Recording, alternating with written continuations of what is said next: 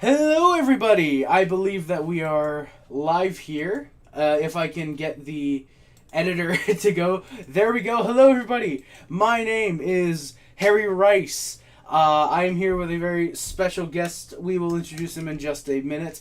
Up here, and I just realized I forgot to do that. Okay, there we go. Here we have the mock draft board because we are doing a mock draft today. I figured why not? We're gonna get right into it. We don't need to waste any time. There's our second guest coming in. We don't need to waste any more time for chatting. We will get to you guys obviously. Blockhole Sun, thank you for coming by to the chat. Of course, Lucas C, one of our guests, Oliver Bonk #1. NHL Draft Hype, thank you. Canucks should take Kobe Barlow at 11th or Zach Benson if he's available. And then Salty Wings with Benson to Detroit. Let's fucking go. Yo, guys, how's it going? Thank you, guys. Salty Wings, Blockhole Sun, Lucas C, and Salty Wings, you guys, thank you for coming in. Cameron, I don't know if I shouted you out. Thank you guys for coming in. But we've got some special guests. I believe that we should have two of them. If you guys want to introduce yourselves, rock, paper, scissors to introduce, or otherwise just get going. Scissors. Oh, fuck. Alright, damn, Luke. Alright. Let's go. Well, I'm Jack Olson. I'm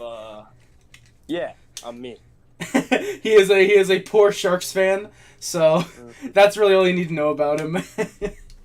And who is my other guest that's joining me? This is the first time that we are talking, all of us. We've never talked before. Alright, hi, I'm Luca. I'm a very sad Senators fan, but I guess also proud London Knights season ticket holder. So yeah. Hey, yes sir. Oh, I didn't know you were a season ticket holder. I didn't know that. Yeah. Oh, let's shit. Let's go. Salty with the Common Olsen W. Clifford, hey Harry. Heard you were doing a mock draft. So who are you mocking while you were doing your draft? Blackhawks fans, because I'm wearing the Blackhawks hat. But Salty Wing says Luca DeBrincat to Detroit.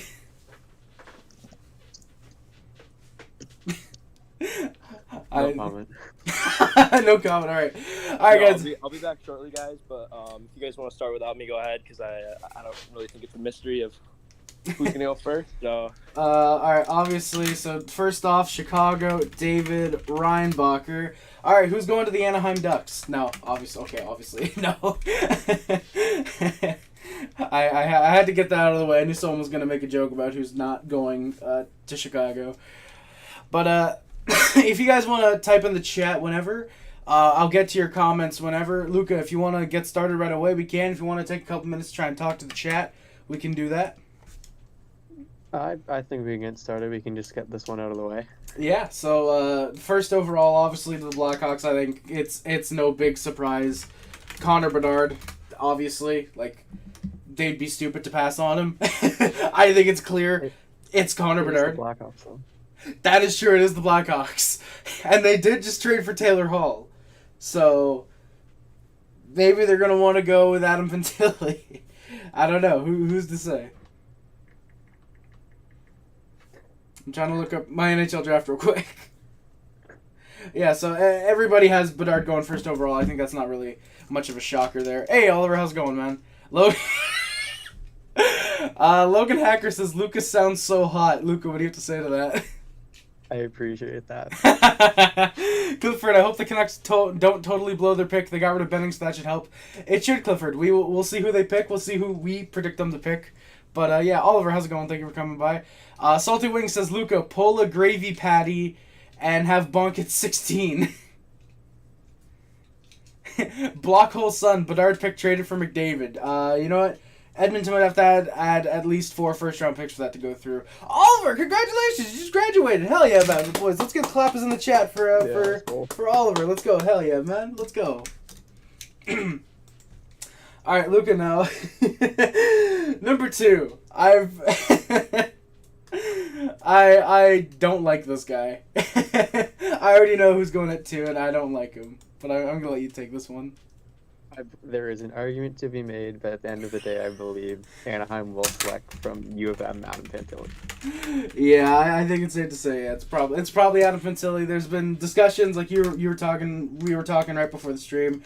You mentioned that Anaheim is considering I think it's Leo Carlson, but it seems like they'll probably go Adam Fantilli. Now number 3. Yeah. This is where it gets I mean, interesting. Anaheim also. Oh, sorry. Anaheim. Well, Merrick was talking, and he said there's some chance that Anaheim could even go Michkov, because Really? well, if you think about it, Anaheim's got Zegras, they got McTavish. That's true. You already have the 1-2 down the middle. Yeah, I think Fantilli could play wing though. Yeah, I think Fantilli would definitely play center. If they were to move anybody, it would be Trevor Zegras, but because he's got that winger skill and stuff, but not the exact two-way game that you want from him. Yeah, that you want out of a first or second line center like that. Yeah. Yeah, and I'm sure they thought about Michkov very slightly, but no NHL team's gonna pass up a 6'2" or whatever he is center that can play physical, who obviously has the offensive upside. And although a lot of people have been slandering his two-way game, he's no slouch at all. His two-way game could get a lot better, and it's not that bad right now. Okay, all right. I like that. I mean, obviously, I'd prefer if anybody skipped on out of Fantilli, because that would just be proving me right. But it's probably gonna be Fantilli, and it would surprise me if a team at number 2 or number 3 takes Matvei Michkov. But speaking of number 3, who do you guys have going at number 3? To quote another thing I saw in 32 Thoughts, Anaheim makes Columbus's pick for them. It's Fantilli or Carlson, whatever one they're not taking, Columbus is going to take. All right, so there we go. Leo Carlson is probably the pick for Columbus, because I know there was talk about, I think it was them as well. Every team from Anaheim to Washington has been speculated to pick Matvei Michkov. I could see Columbus doing it because they do need goal scoring, but Leo Carlson has to be the safe choice. Leo Carlson, 6'3", 198 pounds. He's from Sweden. Columbus loves their European players, so it feels like Leo Carlson's probably the choice there. Yeah, I mean, there's been a little bit of speculation that they've been thinking about Will Smith, but I highly doubt that. Yeah. Yeah. As for the Michkov thing, it makes no sense to me. They have Line A, they got Goudreau, and their number one Chinnikov, I think. Or not Chinnikov, Marchenko. Marchenko, Ken Johnson, I'd see probably play in the wing, but they don't really have a center. Leo Carlson is perfect for them. Yeah, could be a good number, probably a number 1, hopefully. All right, San Jose. Jack, I'm going to let you take this one first, and then we'll get into Luca if he has anything to say about it. Jack, you're the Sharks fan. Who do you want the San Jose Sharks to pick, and who do you think they're going to pick at number 4? Well, at number 4, honestly, I could see them going a bunch of directions, and I want them to go a bunch of directions. So whichever happens, I'm down with, and I trust my career. But from a want perspective, if I had to pick one player, okay, yeah, redacted, yeah. I'm glad you guys are watching the stream.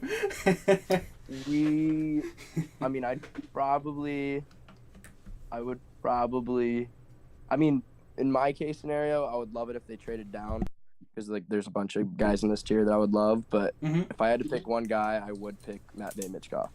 Oh.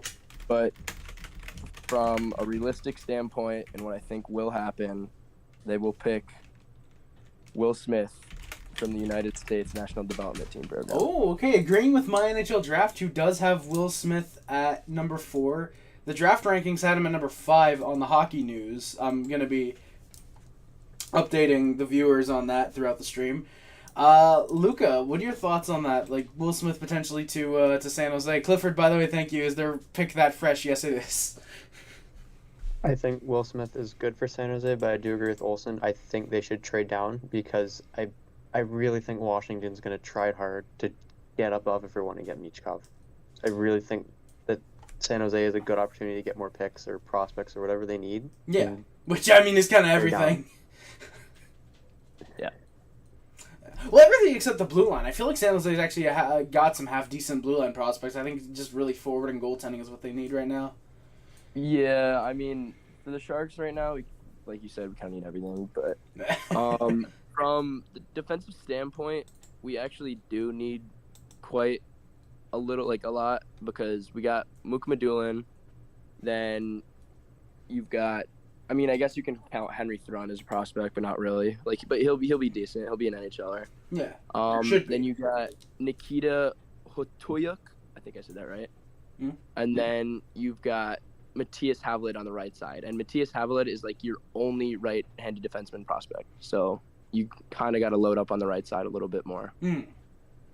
Yeah, because so basically what people are thinking Montreal has to do, but just actually having to do that. Well, you also are hopefully going to get prospects for Erik Karlsson. Ideally you'd want that, either picks or first round picks, which, yeah. I also have a spicy tip for Montreal once we get there. Oh no! Before we get there, sorry. Salty Wings says, yeah, San Jose has Havlat and Shahir, and then Salty Wings asks, Timashev to San Jose. Dmitry Simashev, I mean, I would love him at 26, but I don't know. Or Timashev, yeah, Simashev, thank you. He'll probably be like he'll probably be in that like 15 to like 25-ish range. So yeah, so you'd probably have to trade up for him then. Yeah. All right, which I mean, I guess that'd be funny. One pick you trade down, the other you trade up with. Yeah. All right. Now the Canadians. I'm going to give who I want. Hey, Kat, how's it going? Thank you for coming by the way. I'm gonna give who I want, and then I'm gonna let you guys tackle who you guys think goes to Montreal number 5. I've let it be known many times, many times, over the past 6 months, I think a year even. I want Matvei Michkov. I want that 50, 60 goal scorer next to Alexander Ovechkin. Reports are coming out about his character issues today, that he's selfish on the puck, or he's selfish on the ice, and I want that. I want someone who is not afraid to shoot and wants to have that creativity. I want Matvei Michkov with the Montreal Canadiens. I've said it so many goddamn times on streams, and I think even in some videos. I want Matvei Michkov. Who do you guys see Montreal drafting? Because it's probably not Matvei Michkov. Salty Wings, he's meeting with the Habs today. Oh, I am very happy to hear the result of that. Meeting with the Habs today. Oh my God, I'm gonna bust. I mean, I'm going to make sure Matvei Michkov is not a bust. That's what I meant to say. No, but you guys being silent is not helping me here. Yeah, I know.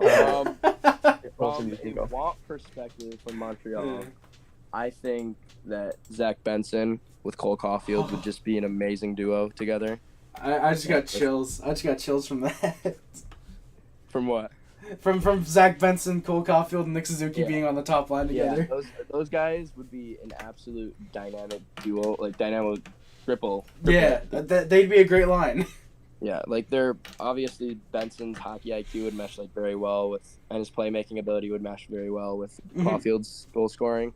And Suzuki's two-way game, yeah. And Suzuki is obviously a monster. Yeah, so. He's Nick Suzuki. Then from a who I actually think they will pick, and I am 100%. I'm not 100% certain, but I am very certain this will happen. I think they go Ryan Leonard from the United States National Development Team program. Oh, okay. Luca, do you have any arguments with that, or you agree with that? What do you think? I don't, but here's my if I'm a Habs fan, I want Michkov, but I think you're gonna pass on him. And then for what I think is gonna happen, I agree. I think Ryan Leonard, but I still a small part of me thinks you might go Dvorsky. I don't know if I'd want Dvorsky. Honestly, I like Dvorsky. I think he's going to be a great second line center. But center really isn't what we need right now. It's honestly probably more depth on the wings, which Ryan Leonard, I believe, is a right winger, and I think Benson's a left winger. Those are two guys that would help. Leonard being on the right side would definitely give you room to have Caulfield stay on the left side. I would not be entirely angry with Ryan Leonard. I'd prefer Michkov and Benson, but Leonard, I'd be open to Ryan Leonard. Big shout out, getting as close to 6 foot as you can. I'm looking here now, 5'11.5". Big shout out, getting as close to 6 feet as he can get without actually being 6 feet. Yeah, Habs fans would love Ryan Leonard though. Like he's like pretty much checks every single box. Like he can shoot the puck, he can play make pretty well. His defensive game is excellent, and then obviously he's like that power forward that can hit and like get in scrums and stuff. So he'll be able to facilitate the game for the Habs in many different ways. All right. I mean, as long as he doesn't turn into a Brennan Gallagher and turns into more of a And I also not necessarily Tom Wilson, but you get what I mean. Like he turns into the actual top 6 goal scorer, not just someone who has to be there. So I'm fine with that. Like obviously with the recent playoffs with Matthew Tkachuk, like there's going to be a lot of bias towards that that type of power forward, yeah. Yeah. So I think he'll definitely be up there, and I think this is where he goes. Sorry, Luca. It's not Kachuk, but looking at a scouting report I saw comparable being Alex Tuck. So I don't know how you both feel about that. I mean, I don't know about that. I really do think I don't think he'll be like as high end scoring as Matthew Tkachuk, but I really do think like his like play style, or not like necessarily his play style, but like his impact on the game is like very similar to Matthew Tkachuk's. Okay. I mean, if he ends up anywhere near Matthew Tkachuk, even if he's 50% of what Tkachuk is, I will gladly take that. The comparable being Alex Tuck, as long as he doesn't take as long to turn into a great top six forward like Alex Tuck did just this past year, being that good top six guy, I'd be fine with that. Honestly, I would be more than fine with that type of player in Ryan Leonard. Also, we've got some comments that I'm going to. We've got some comments I'm going to get to real quick before we get into Arizona and going onwards. Sorry, guys. Michkov smells defensively. The 60 goals scoring will make up for it. Salty Wings, though. Oliver Kahnawake imagines Slavkovsky and Michkov on a line together. He says that would be nasty, and I agree. The short line, I think he's referring to, I think it was Benson, Caulfield, and Suzuki. They might be dumb to take Dalibor. He's agreeing with you, Jack. Clifford is 5'10.5", but he rounds up to 5'11". So then Ryan Leonard probably rounds up to 6 foot then. I think Salty's talking about Ryan Leonard. He's only going to get better because he's still with his line mates at university. Yep. AKA his entire line all decided to commit to, I think it was Boston College. So that's Gabe Perreault, Ryan Leonard, and Will Smith. Oh shit. Yeah. Oh, that's kind of cool actually. Then they're all committing. That's kind of funny. Yeah. All right. Do you guys want to go to Arizona now, or you guys still want to discuss the Canadians? Okay, well, we talked about this beforehand. I don't know if we're doing it. This is where I believe a really realistic shot we'd see a first trade to have Washington. I'm absolutely down to talk trades, and this is going to be interesting because you guys as well can like discuss what you guys think the trades would be. Yeah, I mean, I don't know exactly know what the pick would be, but like from I've been talking about this for a while, but like I could see some move from 4 to 5 if San Jose has like a plethora of like players they like, and Montreal really wants to narrow in on one guy, so I could see a move there. But other than that, I don't really know. Me personally, I really see Washington and Arizona making a trade. I see Arizona wanting Ryan Backer, and they think they can get him at 8, and I see Washington wanting to get ahead of Philadelphia to get Michkov. Because Philly would probably almost have to take Michkov at 7 at that point. Yeah, I believe so, yeah. So you think we're going to... I'd be all right. I'd be all right with that, but if you're Philly, though, or why would Arizona do that, though? Like, who would you take at 8? Ryan Backer. No, but I mean, who would Philly take then? Philly wouldn't go D because they probably see their defense as good enough, even though obviously it isn't. They would probably think their D is good enough, so they'd probably go forward still, I would think. Yeah, I have Philly taking a forward in this scenario. All right. I mean, I guess, yeah, I mean, I can see them taking Dalibor Dvorsky. So, yeah, I'd be all right with that. So Washington trades up to 6 and gets Matvei Michkov? Yeah. Yeah. You have no idea how much that pains me as a Canadians fan, but god damn it, I get why it happens. I get why it happens though. I get what happened. So again, guys, for the people in the chat that are confused, this is not a legitimate trade right now. This is just a hypothetical. We see Arizona and Washington making a trade with each other right now. That's not confirmed. That's not happening as far as we know. It's just something that we see that could be happening. So, yeah.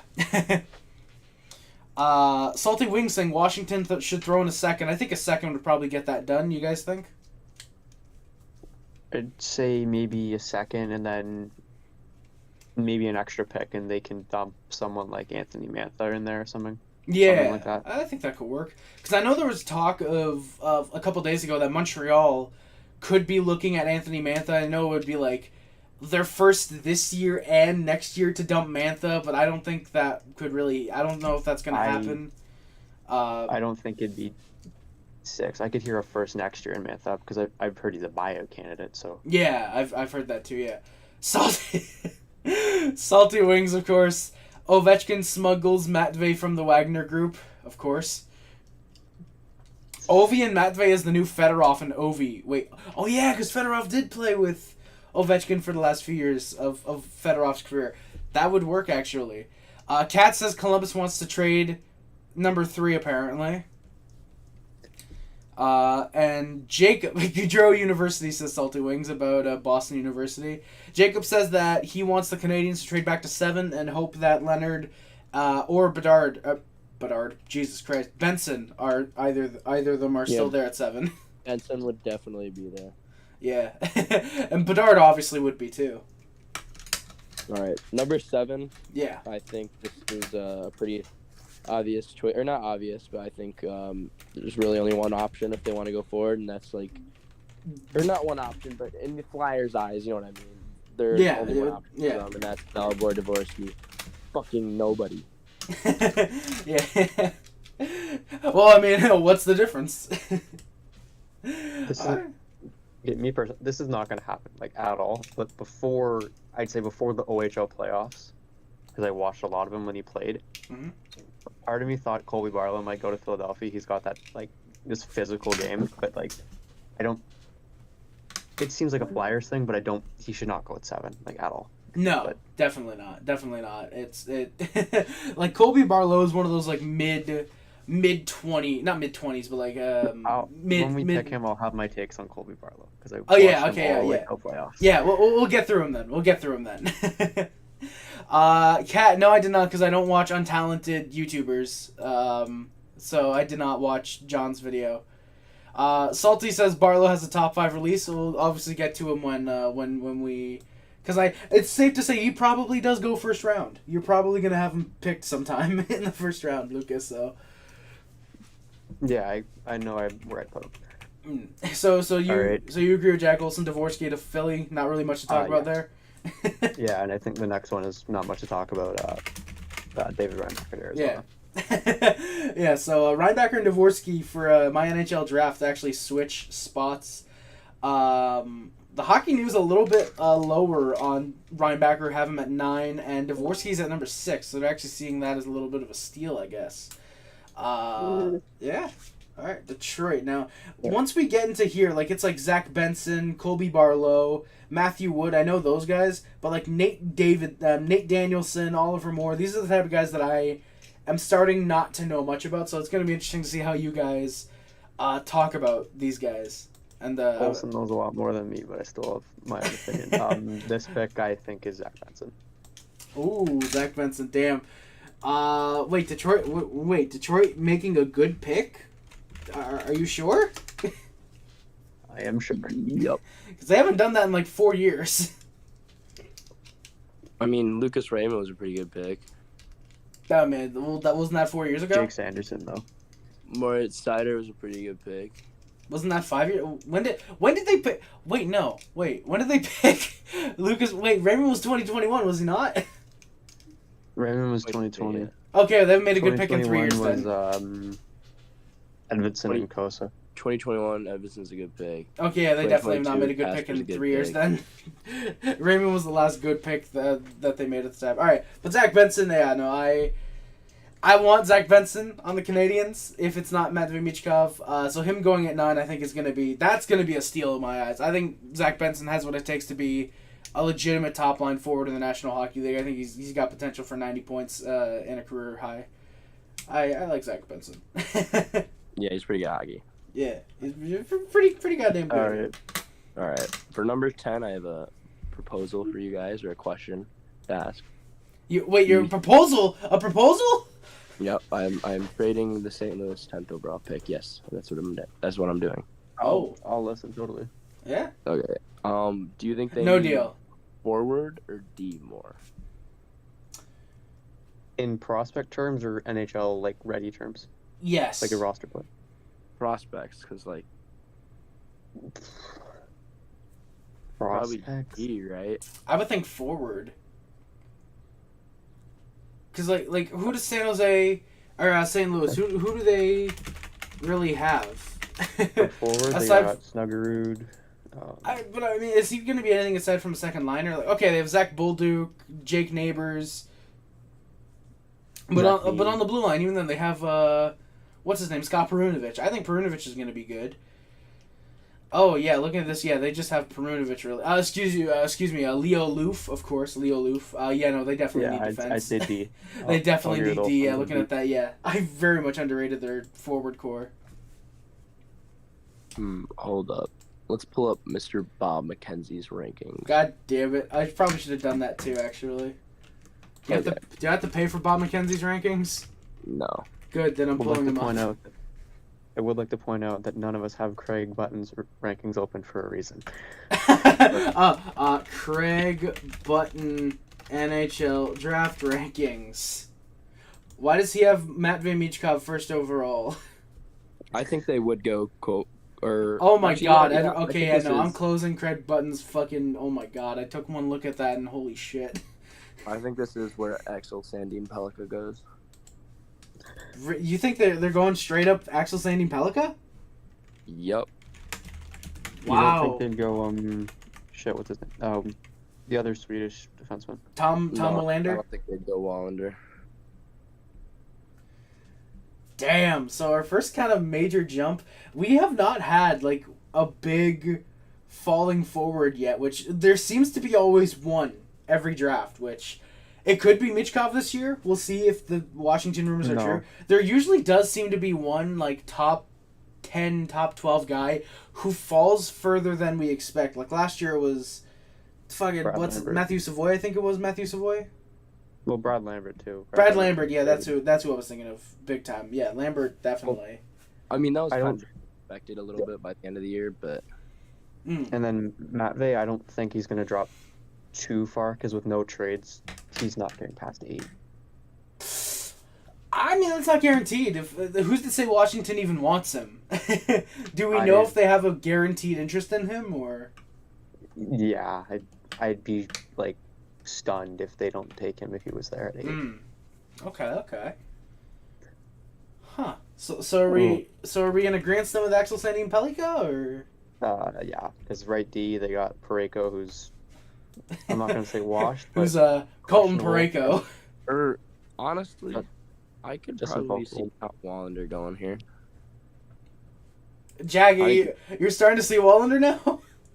Yeah, because if you think of the St. Louis Blues, like, what do you think of? I think of big Russian forwards, towering like players that like love to hit and can, yeah.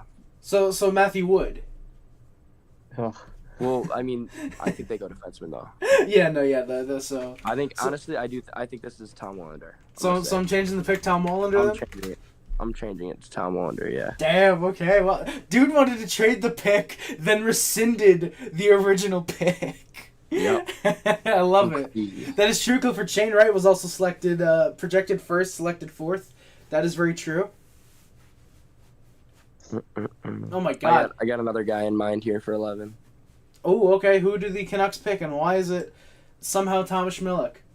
Yep, that's exactly what I was thinking. Thank you, Harry. W, no problem. Now, who are you thinking? I'm saying they go Colby Barlow here from the Owen Sound of the OHL. Wow. I could see a defenseman going, but I don't think it happens because they just traded I think it was the Islanders first for Philip Hronek, so I think that's less of a need basically, and I just see like that just fitting in with like the Canucks. Colby Barlow, because he's like I don't know if you've like looked at this guy before, but looks like he's like 30 years old. I cannot say I have. Let me look him up. Let me look him up right now. He's like McTavish a couple years ago. Yeah, he's like a power forward who can just absolutely rip. Oh my fucking god! Yeah, so guys on stream, this is what Colby Barlow looks like. Just kidding, that is Drew Doughty. You probably would believe me if I didn't show you the OHLC. Dude, yeah, he looks 30. What the fuck? Yeah, so he just bitches people. Like he's physically dominant. He can shoot the puck really well. and he's probably going to be like a 30-goal scorer, like almost like a power forward in the NHL. So Yeah. Salty Wings is asking about Oliver Moore. I mean, I don't Oliver Moore is think that's good, either but center. I don't think he goes here. I mean, I would love Oliver. I have Oliver Moore in my personal rankings at 8, I think. Ooh, okay. Salty yeah, Wings is yeah. saying his player comparable is Verhaeghe. I don't know if he's talking about Barlow or Oliver. I'm assuming Oliver Moore, but Whose player comp is Verhaeghe? yeah, Salty. Whose player comp is Verhaeghe? Moore with Cooley is nasty. Is what Salty is saying. Oh, I guess he's asking if he's gonna go to Arizona. I guess. Barlow, Verhaeghe. I don't know if I see that, but Clifford, who is a Canucks fan, by the way, is saying this Colby kid looks good. I wouldn't mind having him on our team. Okay. Oh no, Barlow. Okay, so Barlow's player comparable is apparently Carter Verhaeghe. I don't Another know. one from Carter Verhaeghe my is physically dominant. from my like magazine thing I'm looking at. His player comp is Jamie Benn. Ew. Yeah, I guess- I don't like that. Yeah. These then- playoffs really soured me on Jamie Benn. All right, number 12. I also got a guy. Oh, all right. Firstly, before we get to that, Oliver coming in with bro literally looks like a combo of Zach Benson and Matthew Savoy. I like that. Moore has All right. McKinnon speed apparently. All right, let's number 12. Let's see who goes number 12. Personally, or you want to take this one, Luca? I honestly would, but I can't pronounce his name. Damn. Looks like a Callum Ritchie is going to the Arizona No. Coyotes. No, I think they might take 2D. I think they might go with Mikhail. He's Russian. I can't say his name. So to the G. Guyayev? Let me see if Yeah. I can find him. Is he I even on highly here? doubt that. I extremely doubt that. Mikhail, he's not even in I here. don't know. I feel they need a lefty because Chikrin's gone. Yeah, I don't think they do that though. I think they also need a lot of winger help, and I think Matthew Wood fits in perfectly. And they already drafted a defenseman earlier, so I bet they go forward. And the lefty, unless they go Dmitry Simishev, but I don't think they do that here this early. Zepnik, yes, Arizona in this theory does trade back with Washington. We theorized that they were gonna make a trade together. Jamie, I won the Art Ross with 87 points. Ben, thank you. Clifford, yes. Dude just zooms coast to coast. Yes, Salty, thank you for that. Arizona already drafted a defenseman and David Reinbacher. Yeah. They have the centers, but they're kind of lacking in the wing department prospect wise. And Yeah, they have gone through. Matthew Wood would be a perfect guy, and he kind of fits in with like Arizona's like culture of drafting, where he's like a bigger guy. He can Maverick Lamoureux. do some power moves. He's got a nice shot, nice long reach. So Salty says that if Wood could work on his compete in skating, it's a W pick. yeah, his skating is kind of bad. He has like poor posture. But keep in mind, Kinda- wasn't kinda not Nikita Kucherov? Or no, it was Mark Stone. Braden Point. I think it was Braden Point. He was drafted low because of his skating. Look at him now. Nah, Mark Stone was also criticized for skating. Was it?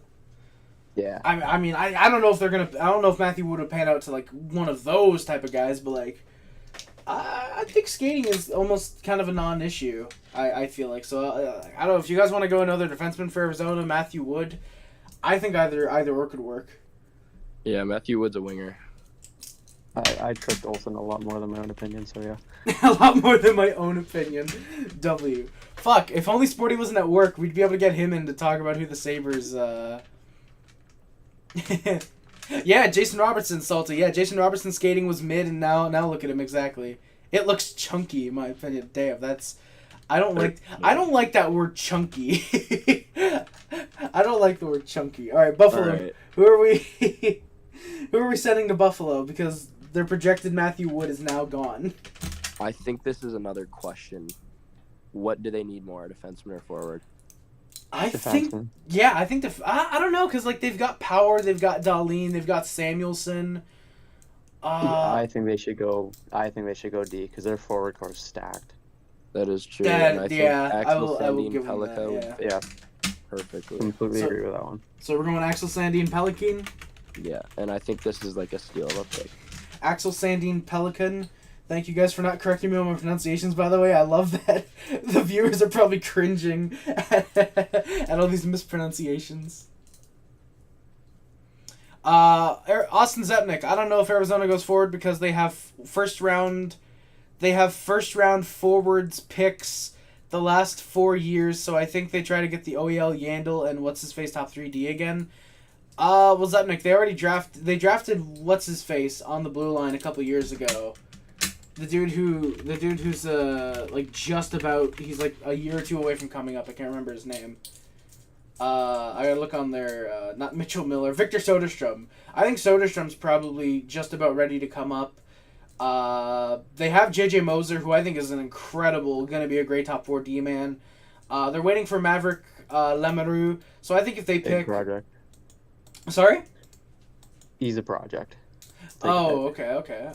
But like even then, still, like if they pick Reinbacher, I think Matthew Wood would be the safer pick and it would be the smarter pick. Zepnik. Yeah. They were all different ages, but I think they should try to get all 3. Well, Zepnik, no, because clearly you saw how good they were with OEL Yandel and whoever the other one is. You clearly saw how good they were the first time. Lemeru should have been a third line. I think Salty means a third rounder. Soderstrom should be solid. Yeah, there we go. Yeah, third rounder. Soderstrom will definitely be solid for sure. Definitely. They need a D with defense. Oh, Timoshev. Salty is saying that Buffalo should go Himashev, sorry, because they need a D that plays defense. But that's Matthias Samuelsson, so like.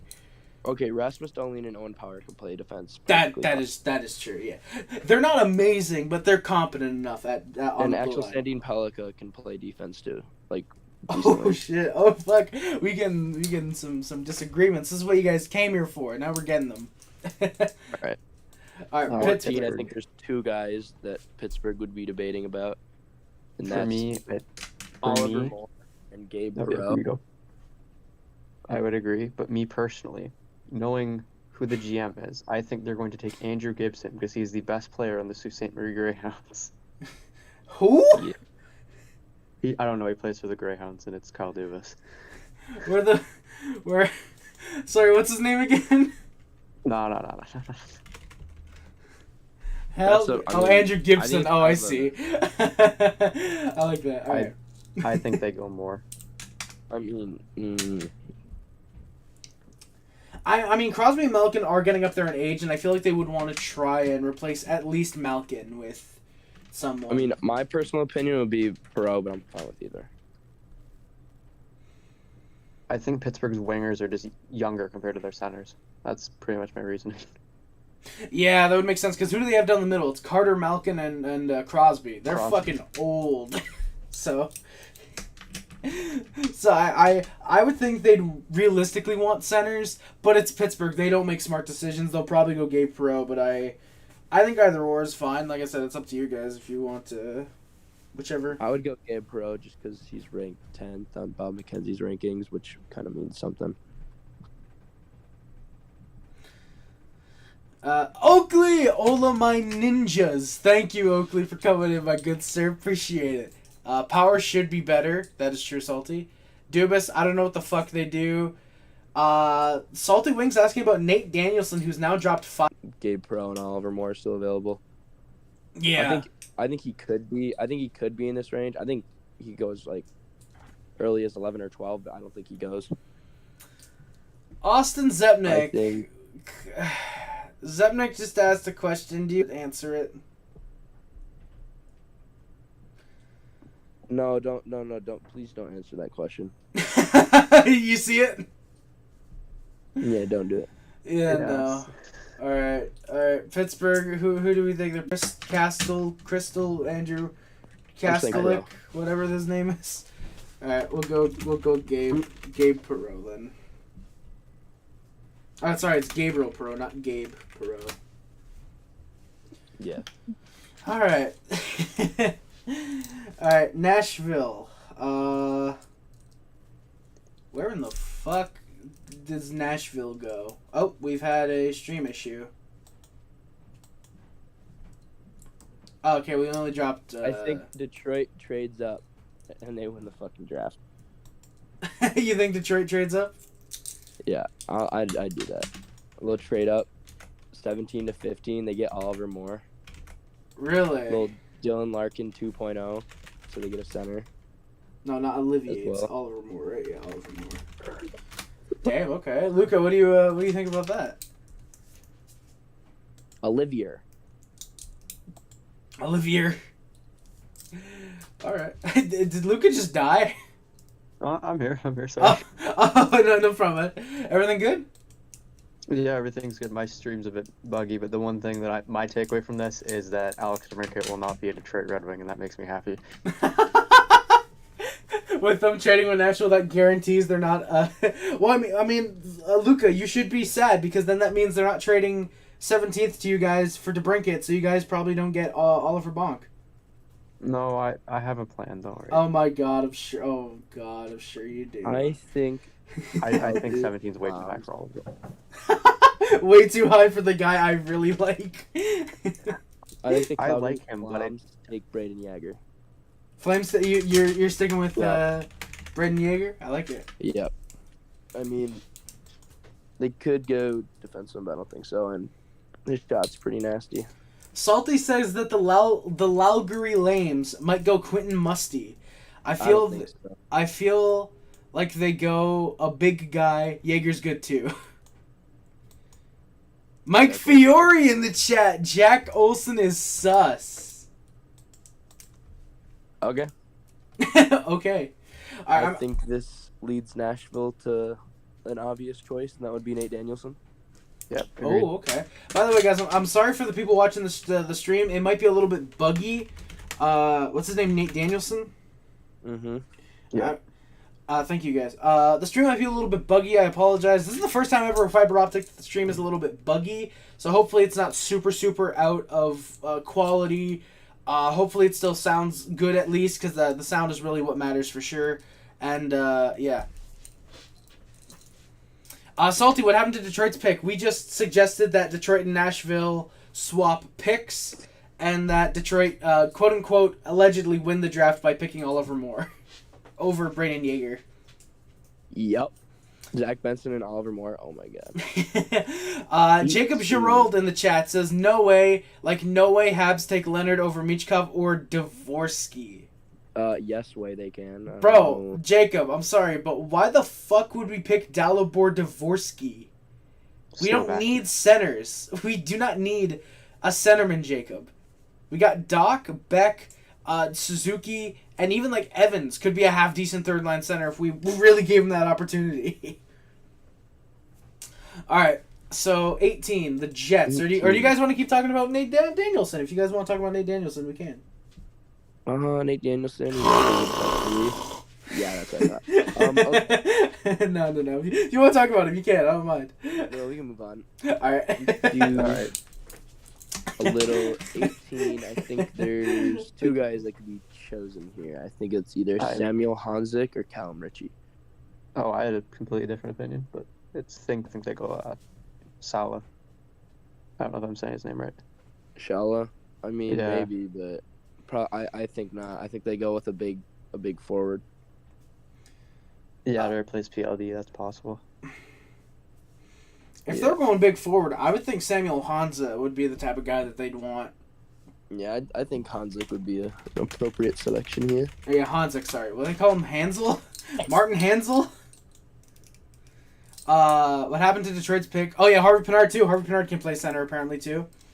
Jacob says, Harry, you can convert centers to wingers. Never bad to have too many centers. Doc is a winger to me anyways, despite the fact he played better as a second-line center for the Canadians, I think. Doc is definitely a center, bro. Yes, he played really good at the first line right wing, but he is definitely more of a center. Hanzik with McGroarty, says Salty. Number 19, the Chicago Blackhawks. W. All right. There's an interesting pick that they have from my NHL draft. I like Andrew Crystal, honestly, as that pick. I honestly would be alright with that because Bedard is friends with him. Yeah, that's my reasoning. Either Andrew Crystal, or if you really want someone who can be a big boy power forward who can protect Bedard because he's a little bit on the smaller side. Hot take, but Daniil Boot, I think, could work. I don't think that's really what the Blackhawks are doing. I don't think they go Boot. You think they're going with a more straight up skill forward type of plan? I think they either go go Crystal. Ritchie Shala or Musty. But I'd be alright with Crystal too. Oh, I mean, if you guys want to talk, we can talk. I have no clue. I have no clue. I have no clue what I'm talking about, but we can talk. I'm okay with any of this picks except Richie. I'm not a big Cal Richie guy. Except Richie. Thank you.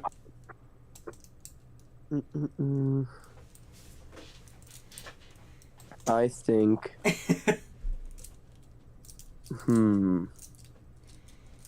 I think Chicago. For me personally, I just think he's gonna be he's a generational talent. I think Chicago's gonna do everything to make Bedard happy, and that is true. that makes them pick. Yeah, I'm right with that. We can do that. I like Andrew Crystal. I actually really like Andrew Crystal. If he somehow fell to 31, I'd bust. But I think Chicago would be really, really smart to pick him.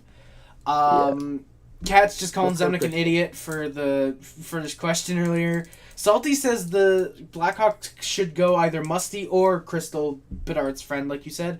Jacob asks, Harry, honest question. What makes you think Leonard is a better fit for the Habs than Michkov? This wasn't me saying that Leonard is a better fit. I'm leaving it to the alleged experts, Luca and Jack. This is a mock draft. Exactly. This is a mock draft. Who we think. Yeah, this is a mock draft what too. We think will happen. Exactly. Plus, I gave my thoughts that I want Michkov, but I figured it would be unfair to just put Michkov down. I let them decide who the Canadians pick. I just gave my input on who I want. So I think the better fit is Michkov, but they believe that Ryan Leonard goes to the Canadians. Salty has Daniil Boot going to Vegas, and yeah, Salty, the stream is kind of geeking. Sorry about that. Yeah, I don't know what's going on. There's supposed to be a storm, but it's just cloudy, so that might affect the stream a little bit, but hopefully it's looking a little bit better now. Alright, so we're going to Seattle then, or Yeah. Alright. I smell shit. Yeah. I think we could see a little. Honestly, I think Dmitry Simashev. Ooh, okay. We don't really know much about the Kraken's scouting, but I think the Kraken is kind of one of those one of the few teams that has not really been talked about at all in terms of what they're gonna pick. Yeah, because I don't really know what they're gonna pick, and I don't really know how they scout, but they do need defensive prospects, and this is a pretty good value pick right here. So I could see Dmitry Simashev going. All right. Kraken. I can respect that. 21. I think this would be Callum Ritchie. Stop using just my NHL draft, Jack. I'm not using my NHL draft. You have 3 picks in a row from them now. Crystal, Simashev, and Ritchie, all in that order. I'm not even. I'm looking at Bob McKenzie's rankings and not even No. consideration. No, you're good. Don't worry, you're good. It's just I found it funny. Don't worry, man. Don't worry. If I get this one right, oh my god. Dude, if you get this one, I'm gonna call Riggery. Flyers, I think they go Quentin Musty. Oh. Yeah, that seems like a Flyers pick. Yeah, that kind of does seem like a Flyers pick, Quentin Musty, which means the Rangers do not pick anyone good. That is for sure now at this point. The New York Rangers. Oh my god, this is gonna be a weird one. Can we just skip the Rangers? I mean, I would put like ruined prospect. Yeah, I know what we're gonna do. I know what we'll do. I got something that I'm gonna do with them. Who do we? Oh, you know who I forgot about, kinda, or not forgot about, but someone that could definitely go here soon is Lucas Dragicevic. I was gonna mention him, but then I thought that the Rangers already have a good defense. Yeah, I don't think he goes here, but I think the next pick to Nashville, that kind of seems like a little bit. Well, hold on with Nashville there. Oh, okay. With the Rangers, I don't know why, but this name just sounds like a New York Ranger that gets ruined. Charlie Stremmel. Yeah, that could definitely be a New York Ranger, except I don't think he goes this high. I mean, he could. He's a bigger guy that played college, but he was very bad this year at the University of Wisconsin. Was he? Yeah. A lot of scouts are Salty. saying, a lot of guys are saying like if he didn't play at all this year, like he would have like his draft stock would be higher because of how good he was last year. That's fucking great. Salty's saying Hyde, Riley Hyde to the Rangers. I don't think so. Riley Height, I feel like would be picked lower. I think he's a second round pick because he's like a smaller guy who doesn't really have like much pace in his game, and he doesn't really like drive play or like. I mean, he drives play offensively, like he's a power play specialist, but outside of that, I don't think his game projects too well to the NHL. Really? Yeah, so I don't think he goes that high. Honestly, I'm thinking shallow. I could see. I mean that, but I could see Bradley Nadeau here. Bradley Nadeau, okay. I think the Wait, fuck. Rangers somewhat reach, and I think they get Bradley Nadeau. I look about to pronounce his, do his name. Bradley Nadeau. Bradley Nadeau. Bradley Nadeau. Alright, that was close. Alright, so kind of a big jump for Bradley Nadeau. Nashville. We're into the long haul here. We're into the It is my time to shine. Okay. Oh god, okay. I've said this. So, Alex DeBrincat to the Nashville Predators for number 24 and Philip Tomasino. I don't know how I did not see this coming, but I surprisingly I've been did. saying it for a week now. Like I've gotten positive feedback from it as well through Twitter and the lovely Cat Friendly. Yes. Okay. What? You guys need a right defenseman. You guys do need right defenseman, right? Yeah, and we all know who we're picking here because the Ottawa Senators love bloodlines. Oh no! Yes. No. Yes. No. Yeah. No. I'm not supporting this. No. Okay, I'm listen. not supporting this. No. I will admit No. there's No. probably a better No. right defenseman to take, but And you're you're not not Ottawa taking him. Senators. You're not They taking love. him either. You're not taking him. You're not Yes, taking we are. We're the Ottawa Senators. No, We've you're not hearing not. anyone. Not taking Olsen. him. Olsen. We reached on Tyler Boucher because dad played in the NHL. Brady Tkachuk, Yeah. dad played in the NHL. Josh Norris and Drake Batherson, both their parents played pro hockey. Jake Sanderson played in the NHL. His dad played in the NHL. It is what the Ottawa Senators do. Fine. If you want. Yeah, I mean, to be fair, Luca makes a very convincing point. He does make a very good point. Okay, And then, I like, think yeah, every we do- Shala goes to St. Louis. Salty says sharpshooter Nadeau. Him and his brother were dynamic duos. Just draft Philip Blaise Savoy. Alright, St. Louis. What are we doing with them? Edward Shala. Oh, okay. Alright, Jack. Who are the San Jose Sharks picking? I mean, he kind of fell to us, but I'm going Lucas Dragicevic. Really, you're going with a bit of a reach. He's projected on my NHL Draft, and admittedly, actually, he's 24 on the Hockey News' ranking, so that's actually pretty. That's actually kind of interesting. Dorian will draft Cleveland that spot. I could also see Harabel. Yeah, that's what I was thinking. 26. Mm. Honestly, should I do that? I might do that. Let's do it. I don't even see Lucas Dragicevic as being a Sharks pick anyways, so we'll go Harabel. All right, Michael Harabel. You know what? Admittedly, I kind of like that pick, actually. I kind of like Michael AKA my Harabel. profile picture. Oh, yeah, here's your profile picture. Yeah, you guys obviously can't see because I don't have the Discord on the stream, but yeah, I do have. But yeah, Jack Olsen does have Michael Harabel on as his profile picture. What do the Avs need? I wouldn't say that's a huge reach, says Salty, for Michael Harabel. Avs need. Sorry guys, but I accidentally opened up regular OBS Studio, so that might come up for a second. Salty says Perron to Colorado. No, I don't think he goes there. If anything, it would be Gavin Brindley, but I don't think he goes either. What do they need?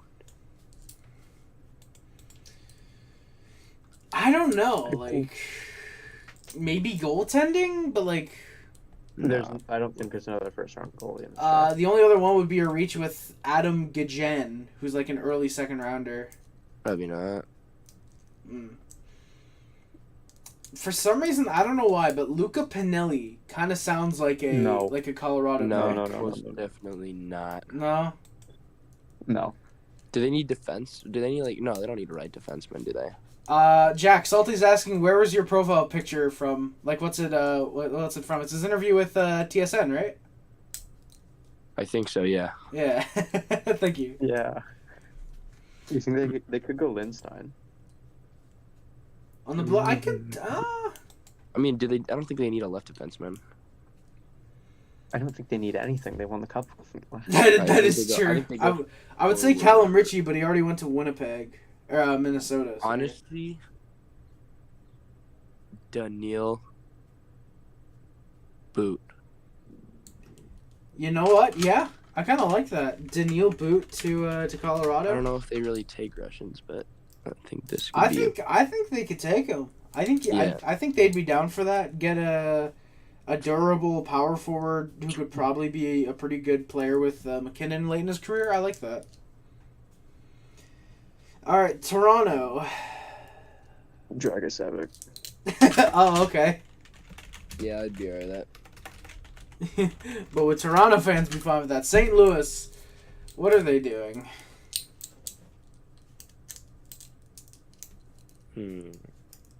I'd say they go center because they got a winger and a defenseman. You could go like Charlie Stremmel.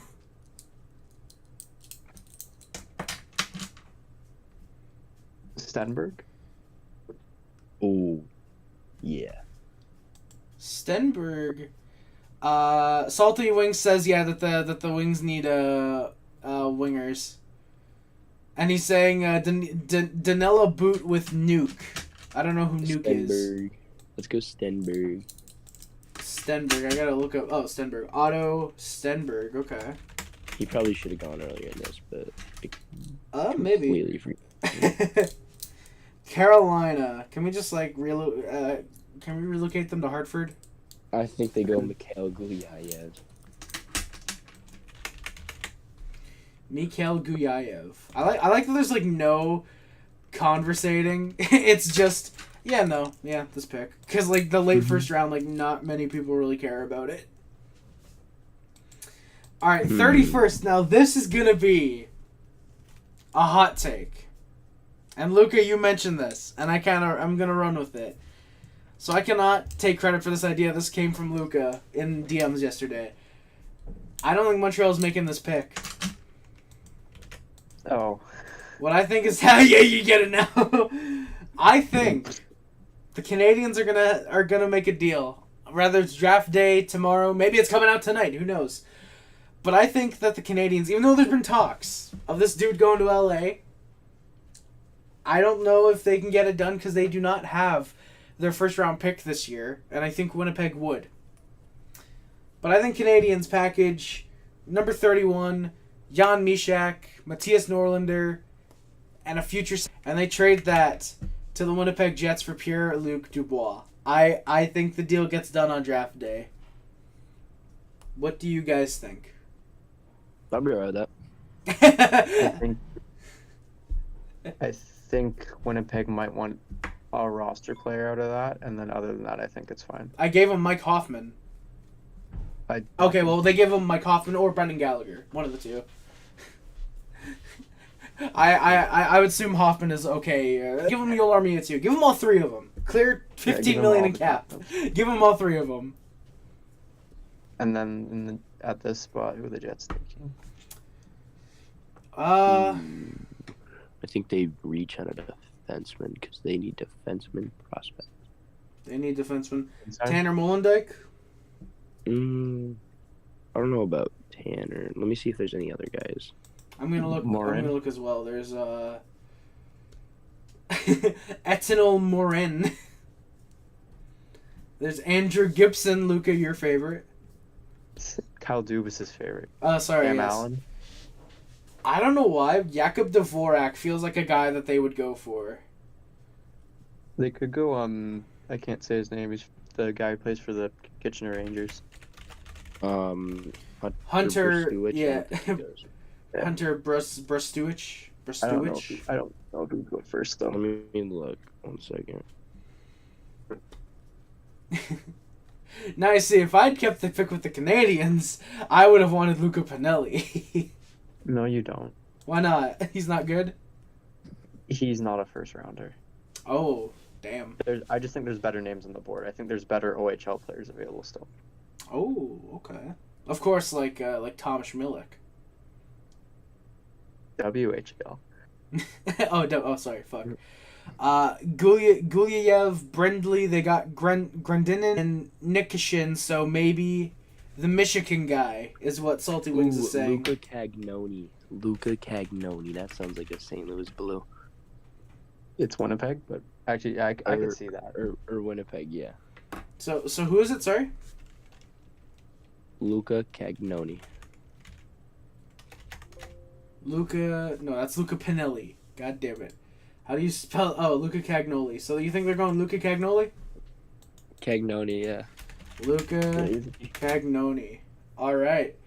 Which leaves us one final pick for the most unlikable team in the National Hockey League. Who are the Vegas Golden Knights picking 32nd, and why is it Luca Pinelli? It's going to be some stupid BS. Oh, sorry for the Rangers, by the way. For the Rangers, Bradley Nadeau has been given the fuck. He has not been given the fuck. No, okay. He has been given the dreaded red name, which means he's the bust of this draft. Yeah. I'm going to make a case here. It's probably going to be shut down pretty quickly. Scout, I just know he did well at the Combine. That's all I'm going to say. I feel there might be a tiny chance Easton Cowan could sneak into the first round. Because I know he did really well at the Combine. Who? Easton Cowan. Easton Cowan? Easton Cowan. Dude is nearly a projected third rounder. You know what? I heard late first, early second due to the Combine results. But it's coming from me. I'm a nobody, so. But yeah. I mean, you're still a London fan. You know how he plays. I do, but personally, if I'm taking someone from the Knights, I'd rather take Barkey. But his Combine results weren't great, and I think scouts value those Combine results. Yeah, I think that kind of values a little bit. Honestly, I think they go David Edstrom. David Edstrom?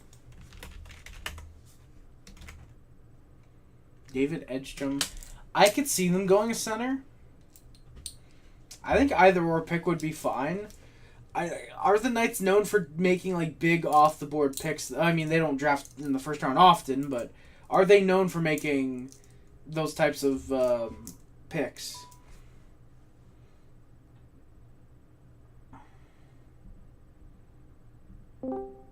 Oh. I can't hear you, Harry. Did my Discord just shut down? Yeah. Oh, fuck. Sorry.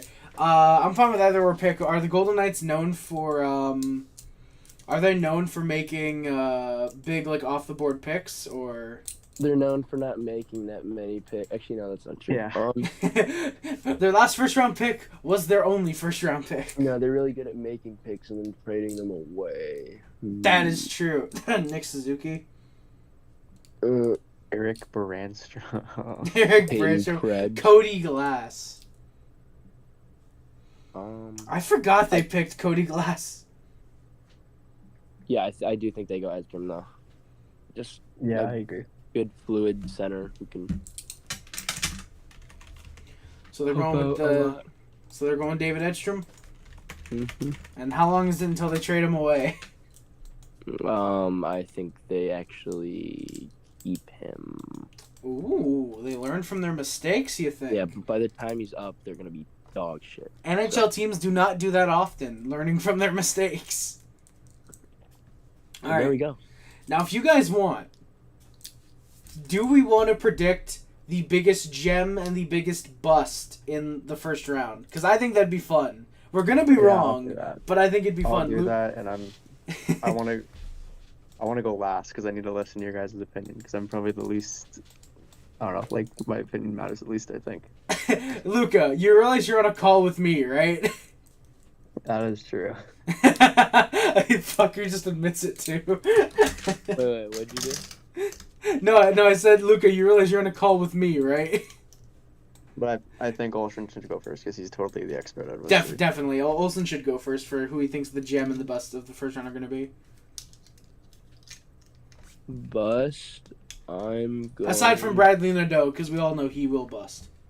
Just because he's with the Rangers. Through.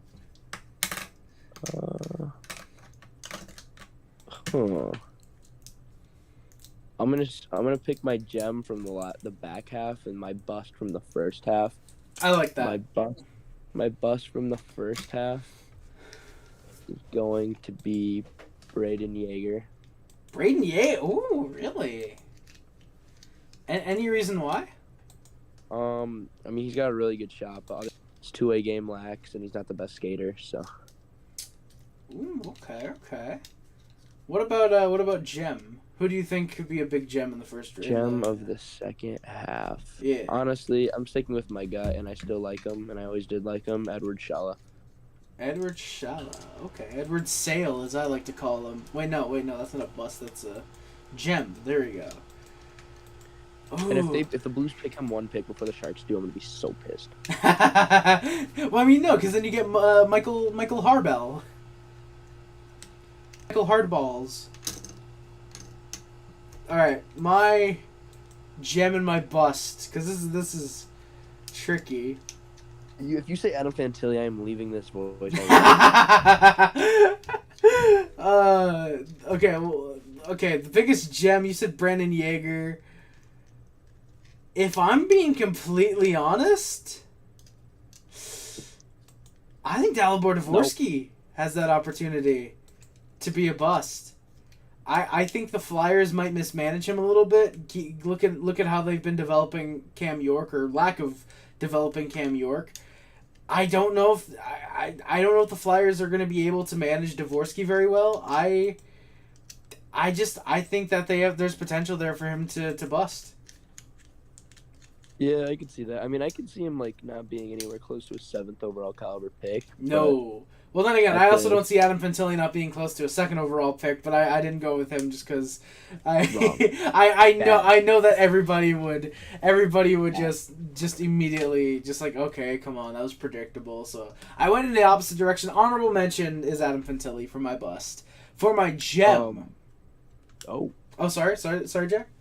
I mean, I was just gonna say Dalibor Dvorsky. There's different people consider different picks busts and stuff, but I think he is very projectable, and I think he will be an NHLer. But it depends. If you see him being picked 7th overall, but he's a really, really good third liner, and you consider that a bust, I guess you can consider it. Yeah. I think he's going to be a really good third line guy. It's just I think if he was picked more 13 to 16 range, that would be more suiting of him. I think that'd be more suiting of him. When you look back, yeah, definitely not anywhere near the best player in this draft, but for what he is, a very good pick in the draft, I think. But now my gem. I think a lot of people know how much I like this guy, and how if the Canadians keep pick 31, I want him. And I do think he's going to be really good. Fuck. You know what? Michael Harbel. I might have gone with him, but I think Daniil Boot. Daniil Boot is my gem of the first round. I love Daniil Boot. His size is great. I believe he's not afraid to throw the body. I admit I like his shooting. I like his all around game. I think Daniil Boot has a chance to be a great power forward in the National Hockey League. Big fan of him. I am shocked I didn't hear a certain name come out of your mouth. Well, Thomas Milik isn't in the first round. Oh wait! Can I redo my bust? Yeah, sure. Just a second. Sorry. Oliver Bond. Oliver Bond. You bitch. You fucker. Wait, you're bust. Wait, fuck you. Wait, fuck you. That's not the first half. Windy I City. don't care. He deserves it. He deserves it. No, I'm not letting He's a that. beauty. Before we get to Lucas, sorry. Windy City says he'd like to see Bedard and Crystal together. I can imagine that, as they're both friends and they're both pretty good players. The Blackhawks having the best friends of having Bedard and Crystal would be fun. I agree. Him as Chev for the gem or Benson. Well, Zach Benson can't really be a gem if he's a top 10 pick. I don't think. I think. Just think of all the rollerblade hockey Bedard and Crystal can play with the poor kids of Chicago. You know. Jack, what did I DM you before you came on here? What? What'd you DM me? Did you not? Did you actually not look at DMs before you joined? Oh, that's not like even being racist, bro. No. Oh, okay. Well, all right. That's like we actually have issues here. Like that could actually help. Oh. Well. Oh yeah, you are. Actually, I'm not gonna say that because I don't want to dox you. Salty really likes Whitelaw and Fowler for steals, and same with Falgsal possibly. For going outside the first round, Thomas Schmielik.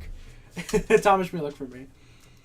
All right, Luca, do you want to give your gem and your bust? Okay, my bust is Matthew Wood. I hate the skating. Damn, you think that might cost him? I think it might cost him being worthy of 12th overall. I don't Wow. think it's going to be a case of, he's going to be like an AHL. I think he'll make the NHL, but I don't think he's going to be a live up 12th overall. to that 12th overall potential. Yeah. Ooh, I kind of like And then- that. And then Gem, yeah, it's biased, but like I'm not an expert. I'm an expert on one team, and that's the London Knights. I think Denver Barkey is going to be a really good third Wait, line what? center. Wait, what? Who? I disagree. No. I disagree. I think Denver Hockey's a piece of shit. I can't say Oliver Bonk because like that's think like Oliver to me. I Bonk can't is say Oliver probably the Bonk, best. but like I really like Denver Barkey. I liked him since his rookie night season. I saw Where from is his he? rookie season when he was not putting up that many points. I said this kid's gonna be good next year. Where is he in the first round? He's not in the first round, but I don't care. I We think said he's jump gonna in the go- first round, Luca. It's just the first round. Gem would be just first round. Then I'm taking Benson. I don't think he should be there at 9. Wait, what? Okay, that's like cool and all, but I gotta Oh. go watch like Samuel Hanzik play hockey now. All right, you can go do that.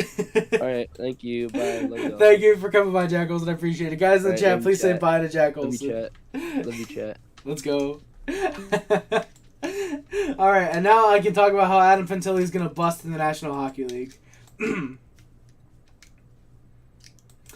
He will. Fucking.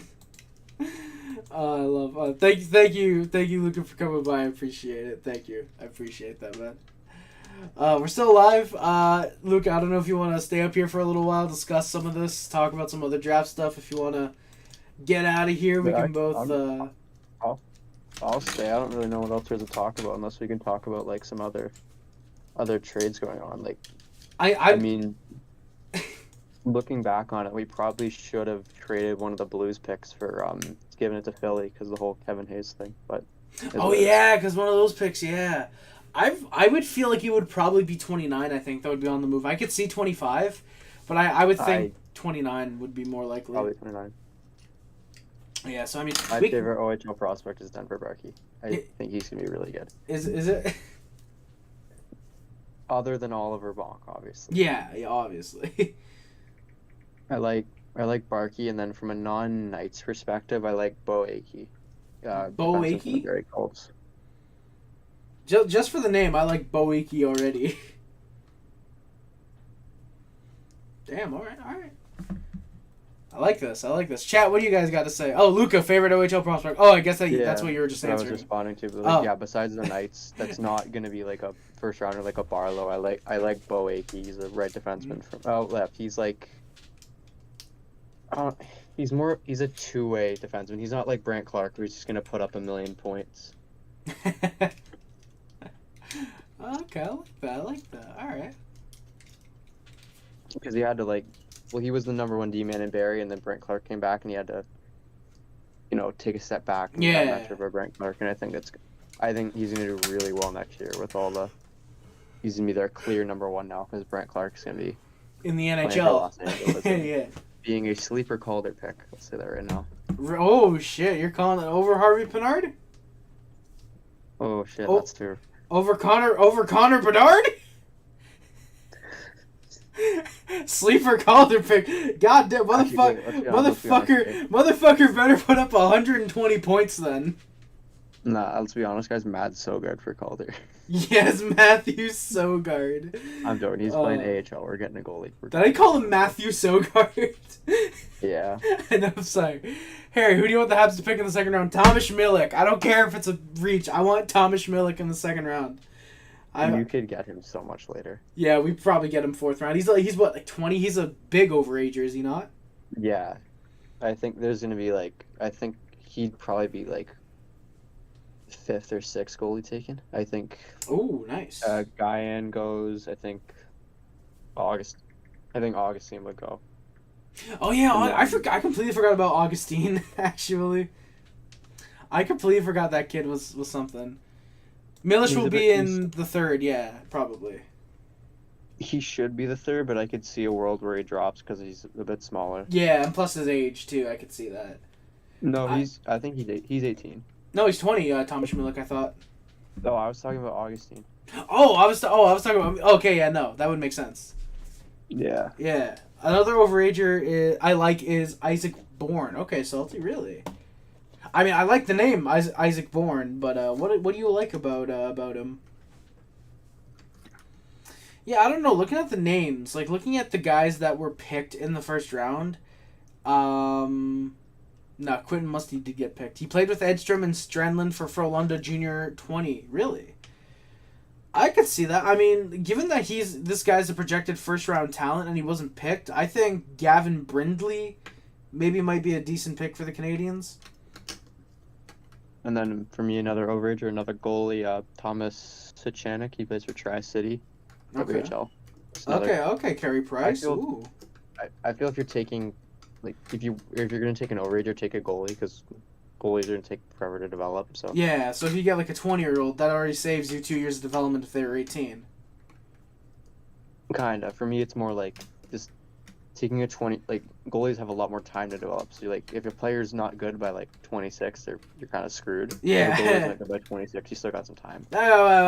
Do not diss Sam Montembeault. He came into his own and he's 27. That is true. But yeah. Oh my God, there's a guy named Hugo Hell in this draft.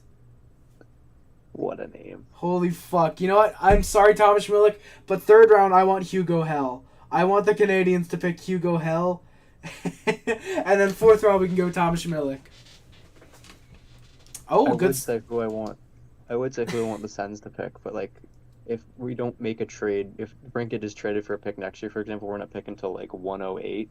Oh my God. So, I don't really know what. Why did you? What we're doing. You guys are rebuilding. Why did you trade all your picks? Okay, so first rounder for Chikrin, second to dump Zaitsev, third to dump Murray. To dump Nikita Zaitsev, and your third was to dump Murray? Yeah. Oh, fucking great. I know. Oh, I love it. Elite Pierre Dorion drafting. Or trading. Yeah. Or wait, no, not Pierre Dorion, whoever the GM is. Yeah, it's Guy Boucher. Oh. Bring back Guy Boucher. We'll see if 3-1 season. Yeah, yes, sir. We'll see if Fantilli impacted Brindley's offense, but he has the dog in him. He has a dog in him. I think I read that wrong, but you know what? I'm not going to bother to correct myself. I'm looking up this Hugo Hell kid right now. So Hugo Hell played 46 games in juniors. He put up, I think it's 3 goals. 3 goals, 14 points, and he was a plus 11. Oh no, my Discord didn't go out. There we go. All right. Yes, Discord. OBS. I get that I'm dropping frames. You don't need to keep telling me. Thank you. Another player I think could be good is what's a Knight's bias as always. Casper Haltonen could be really good because he's a Knights import draft pick, so if he comes over the Knights, I think he could do really well here, and I think he, I think he could do pretty well here. Mm. I could see him going like. I could see him going to Toronto. They drool over Tom Wilson and a bunch of mock trades, and he's a power forward. Oh Power forward who yeah, can score. that's true. I mean, And I then don't know. I The also Sens think- seem to like their Tyler Boucher, so maybe they go after that guy. Yeah, that's true. And I think also like Carolina could go after him. They could go. Oh yeah, Carolina maybe. loves the country of Finland, so he what? Carolina loves the country of Finland, so it's That is totally possible true. to pick him there. But then again, Florida can also then maybe be a place to look at. Yeah, I don't think they have picks. They traded everything. That is true. That is. Let me let me look at the NHL draft. Or I can let me just go to their cap friendly, because I can see how many picks they have this year. Oh, they have a second this year. Oh, they have a They're only second. They have a missing- fourth. Yeah, they're only missing their first and their third. And well, they have a seventh, but that's the Coyotes' seventh. Which is pretty much a sixth then. He kind of, yeah, just a late sixth, yeah. They very well could pick him then, yeah. Big shout out Spencer Knight getting $4.5 million to be a backup. Yeah. So I got a question for you, Luca, and it's not regarding a draft, but it is regarding a guy who was formerly drafted and is with the London Knights. Oh yeah, go Logan Mayo. Yes. Okay. Yeah. I want to hear you talk about Logan Mayu for a Okay. minute. Logan Mayo has always All right, that Until way the you just ran playoffs. out of time for the stream. No, go. okay. Near the beginning of the year, Logan Mayo would I don't remember really not even beginning of the season. Whenever he came back from his suspension, he was frustrating for me to watch. I found he would always do way too much. He wouldn't pass. It's not great at defense, but He would At like least try and get it done watching him- himself. yeah, he would try and do I remember it was one thing I remember was a 3-on-3 overtime, and it's 3-on-3 overtime, and he had two guys with him, and he tried to do a spinorama around one of the guys. I'm like, just pass the puck, But this season, I found him to be a lot better, especially in the playoffs. I found he was really good. He played a lot of minutes. He was big in moments when he needed to be. So I think he scored in game 2 against Sarnia. Our starting goalie went out, and we had to play backup, and nothing went in. He scored a goal with 2 minutes left to give us the win. I think he's ready to move on past the Knights, but I don't really know how the AHL, the contract works, where if he doesn't make the Canadians, he has to come back to the Knights. But I don't think he's NHL ready, and I think he's too good for London. So I think he should be playing in the AHL. Just depends on how it all He's works. 20 right now, so I think he is eligible for the AHL. Then that's perfect for him, because he's too good to play here now. Plus, I think it's good for him to move on. That way, Oliver Bonk can play number 1 right side, and then Of course he Sam can. Dickinson and then Sam Dickinson can get a lot more minutes, because he is going to be very, very high up in the draft boards next year. I just realized, why does it always come back to Oliver Bonk somehow? Oliver Bonk is him. That's why. Yes, Oliver Bonk is. Oh, big shout out Ian Mitchell trending on Elite Prospects right now. Regula's better. I'll say it. Regula clears. Is he actually? No, he's just he's a Knights alumni. That's why. Oh, of course he is. Oh, happy birthday, Arthur Kaliev, apparently. Uzbekistan legend. How do you know this? Because I was on Elite Prospects and I clicked on it and it says he was born in Uzbekistan. Oh, you clicked on it right now? No, I did it before the draft. But wait, the draft already happened. Oh, fuck. Oh, shit. Alright. But yeah, no, Logan Mayu, if he can play in the AHL this year, I think he'd be sick. I think he has potential for probably 15, 20 goals in the AHL this year. Yeah, I'd say 15. I think 20's pushing it a bit. Yeah, I think 20 is just near the end of the season if he gets on a real big hot streak. But yeah, I could see 15 points. Holy shit, 15 goals, probably 40, 50 points maybe. I think it's safe to say. I'd probably say like 45, like 30 assists, 15 goals. I would be more than happy with that. And then I don't know much about it. I think it depends. yeah, true. Plus, like I think they have Harvey Pinard probably graduating to the NHL. Jesse Ullinen, I would think too. But they also have, I think, like Sean Farrell, Jan Mishak, Josh Wall. I think these guys are probably going to be developing into the system Well, in the how AHL. good's the defense? Like, how much is he gonna play? I would assume at the very least top 4. I gotta look at Cap Friendly right now, real quick. See, it also depends because, for example, if we send Chris Weidman down, say he's the 7th D, I could see Weidman being used in that top right D position. But right now we've got Mayu signed. We've got Struble, Norlander, Trudeau on the left side, and Frederick Allard, Madison Bowie, who are pending UFAs, along And with we'll be Mayu right and Gianni Fierbrother on the right side. So yeah, right now Mayu is probably top pairing. Then I think 45-40 is pretty good. Yeah. And then, just because it's my area of expertise, I'm trying to think if there's any other London Knights that I think are gonna really do anything. Oh my I think God. Brett Brochu should get signed to an NHL contract immediately. I think he is. Other than Tyler Parsons winning us a Memorial Cup, he is easily the best goalie I've ever seen wear that jersey. I think he is really good. Oh yeah, He Brett went Brochu, he's from- like what, 23, right? He's 20 now, but like he came from Junior C and he got called up for Junior C on emergency notice and then never went back down. Oh He's- shit. He was one of the best goalies I've ever seen wear that jersey. God damn. I found his. So the year the league shut down, he was doing really good and won goalie of the year, and then the league shut down. I think we had a chance to win that year, and then the year after, he went to the World Juniors. He played his game, I think, against like Austria. So I Mhm. think he only let in a goal, and then Did he got play an part of the AHL World game. Juniors. Yeah, he played for Scranton.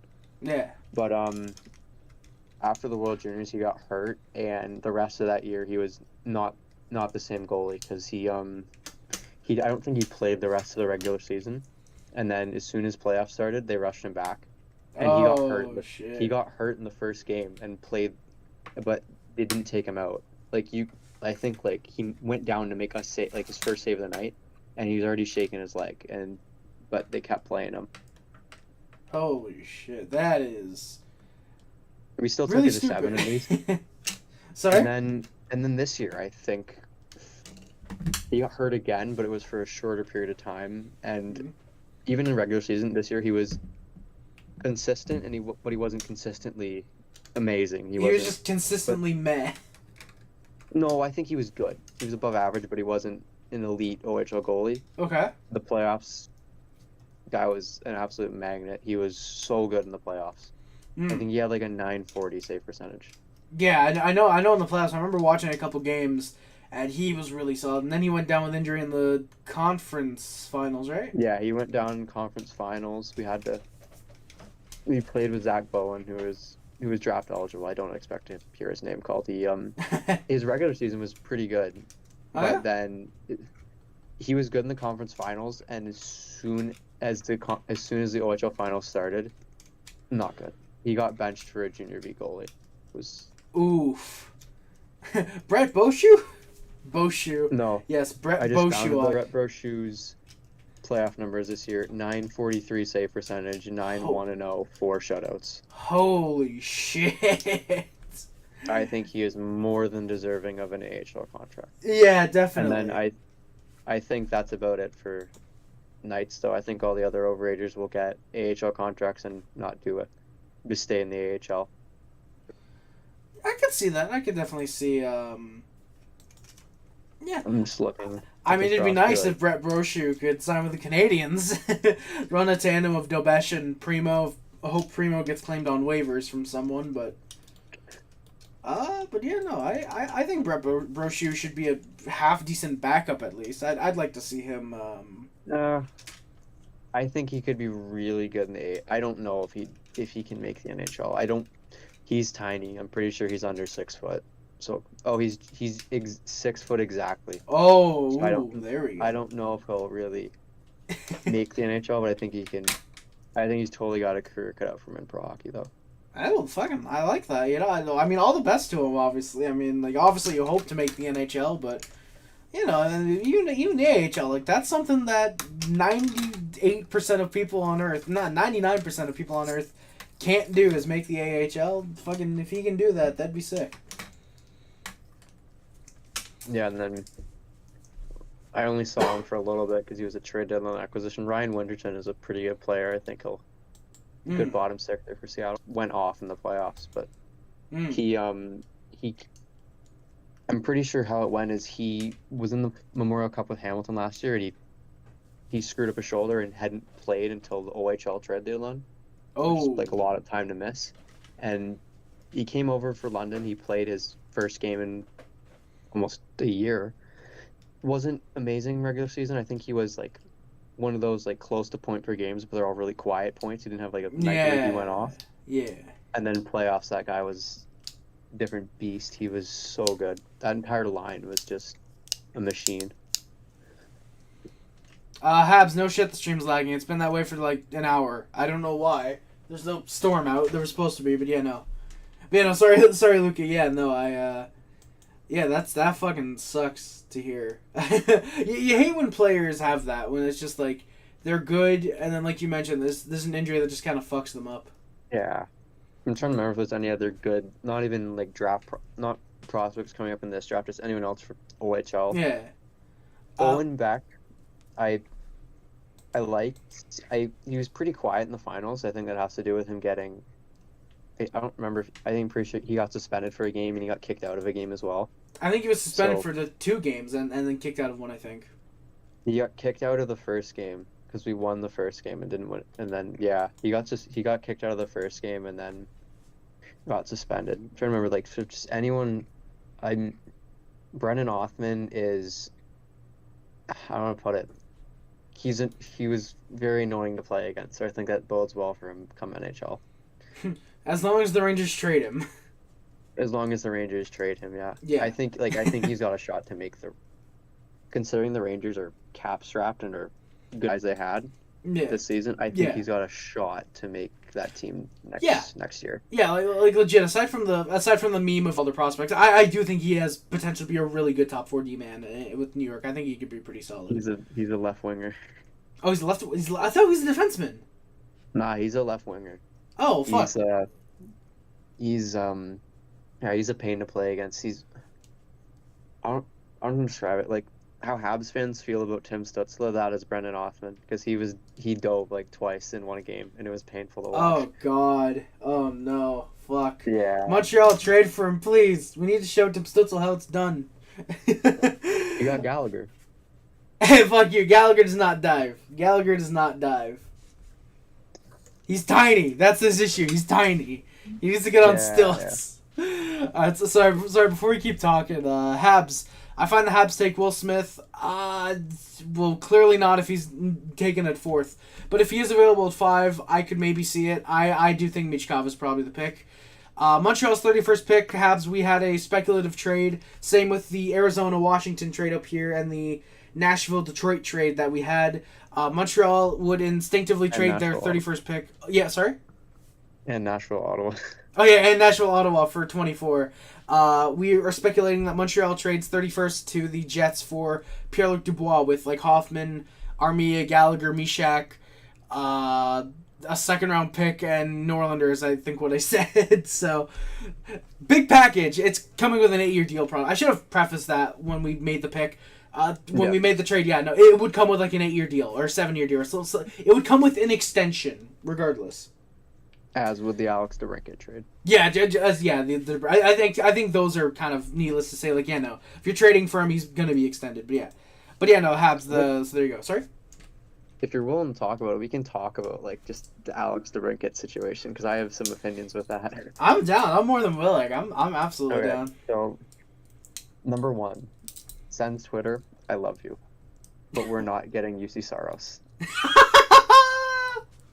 I've seen a lot of DeBrincat and picks for UC Saros. It's not happening. I would love it. I love UC Saros. Yeah. No. Yaroslav Askarov. No. I think it's going to be a first. They're probably 24 unless Nashville were to get this speculative trade. Maybe they wanted to trade 17. I don't think they would.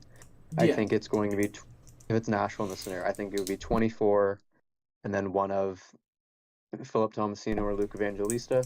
Mhm. I think Nashville prefers Evangelista, so they wouldn't be willing to trade him, and that's fine with me. I think Luke's really good, Yeah. and I'm completely comfortable with Tomasino. He's a low cap hit that can play in the top 9 at least, and you can use some money to get a goalie because we need a goalie. And then for other teams that are in the DeBrincat sweepstakes, I think Dallas is interesting.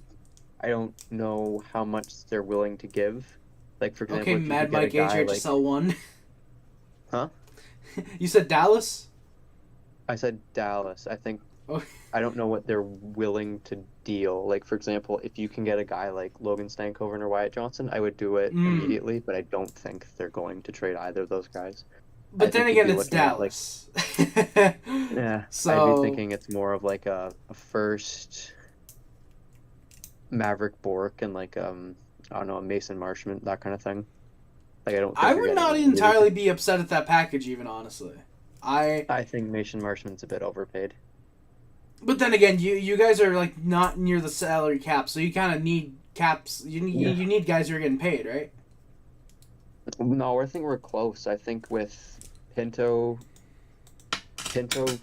contract, Ransom's not going to cost that much, but we need a goalie. Oh yeah, true. Yeah, you guys have 17 million right now with well DeBrincat, he's getting dealt, but yeah, with Pinto unsigned and Eric Brandstrom, and I'm assuming you guys are signing Travis Hammond. Oh wait, no, yeah, No. those guys are. Oh, you're not re-signing Travis Hammond? I don't think so. No, I think it's Bernard Docker's spot to lose, and if not, you Oh, get like. That's also why we need a right D, because Bernard Docker I won't consider a prospect by the end of the year, and Lassie Thompson is dwindling on me. Oh really? Yeah, he did not have a good year. Oh shit. Like, I would gladly trade him. I mean, well, fuck, we'll give you a 3rd-round pick for the motherfucker. I think I'd rather just add him into, like, the other option with the Brinket is to get a first and flip it. I've seen a lot of trade to Brinket and then flip whatever you get for Travis Konechny. I'd be okay with that. I think that Philly is going to ask a premium for him, though, because Philly Definitely turned down first for Scott Lawton. They're going to want... I'm sorry, they lot fucking for did Travis what? Yeah, apparently they turned down a late first for Scott Lawton, so they're going to be asking a lot for Konechny. Okay, so I guess Scott Lawton's gonna remain a Flyer then into next season. Yeah. And then the most obvious... Bro, one- someone offers me a fucking first for Scott Lawton. I'm taking that shit regardless. Motherfucker had a Yeah. career year at 29 years old. Yeah, and then the only last thing I'll say with the Brinket is Detroit.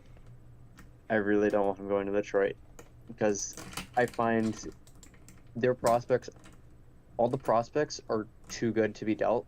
Like a guy like, I'm not familiar with a guy like Berggren, and then if you're trying to do the package that I've seen most, which is a top 9 player and a prospect, Detroit's top 9 player that'd be giving us like a Dominic Kubalik probably. Not too fond. Yeah, I get that. I just think Kubalik could have a really solid bounce back with Ottawa though. I like Dominic Kubalik. I think he could work out really well with Ottawa. It's possible. I think I'd just prefer to go elsewhere, especially considering you're also trading him in the division. And if you're trading him in the division, you should be getting more than you're getting from other teams. Yeah, exactly, yeah. It's like if we, for some reason, wanted to trade Cole Caulfield and we had an offer of 2 firsts, we'd want an extra first-round pick to trade him in division. Yeah, exactly. Yeah. Meanwhile, from all the mocks I've seen Detroit is always giving up the least value. Of course he is. Of course they are. Well, I mean, What do it's- Red Wings fans it's- know? Yeah. And then as for, like, I don't think there's anywhere else that I've heard about DeBrincat. I've seen Sens fans saying, oh, there's something I want, and I know he looks like a bust. If we traded in the cap, everything magically, the cap space worked and everything, Alex DeBrincat for Alexi Lafreniere does not sound bad to me, but I think anyway the Rangers are. It's impossible. Their cap is terrible. Yeah, yeah. Like you'd have to eat like you'd have to eat the fucking Barclay Goodrow contract. Goodrow, yeah. And even probably something else as well. Probably yeah. Yeah, because DeBrincat's probably gonna want what, $8 million or so. 8.5. Yeah, 8.5. I've seen. I mean, they're both RFAs, so like. Yeah, but that Lafreniere is gonna cost like $2 million. Exactly. Plus, they want like Andre Miller, and they'll probably want to bring back, at least try out Tarasenko. I would think. I think it's the other way around. You think? I think Tarasenko's walking and Kane's gonna stay. Oh, really? And in this scenario, if they got DeBrincat, Kane would totally be the one staying because Chicago chemistry.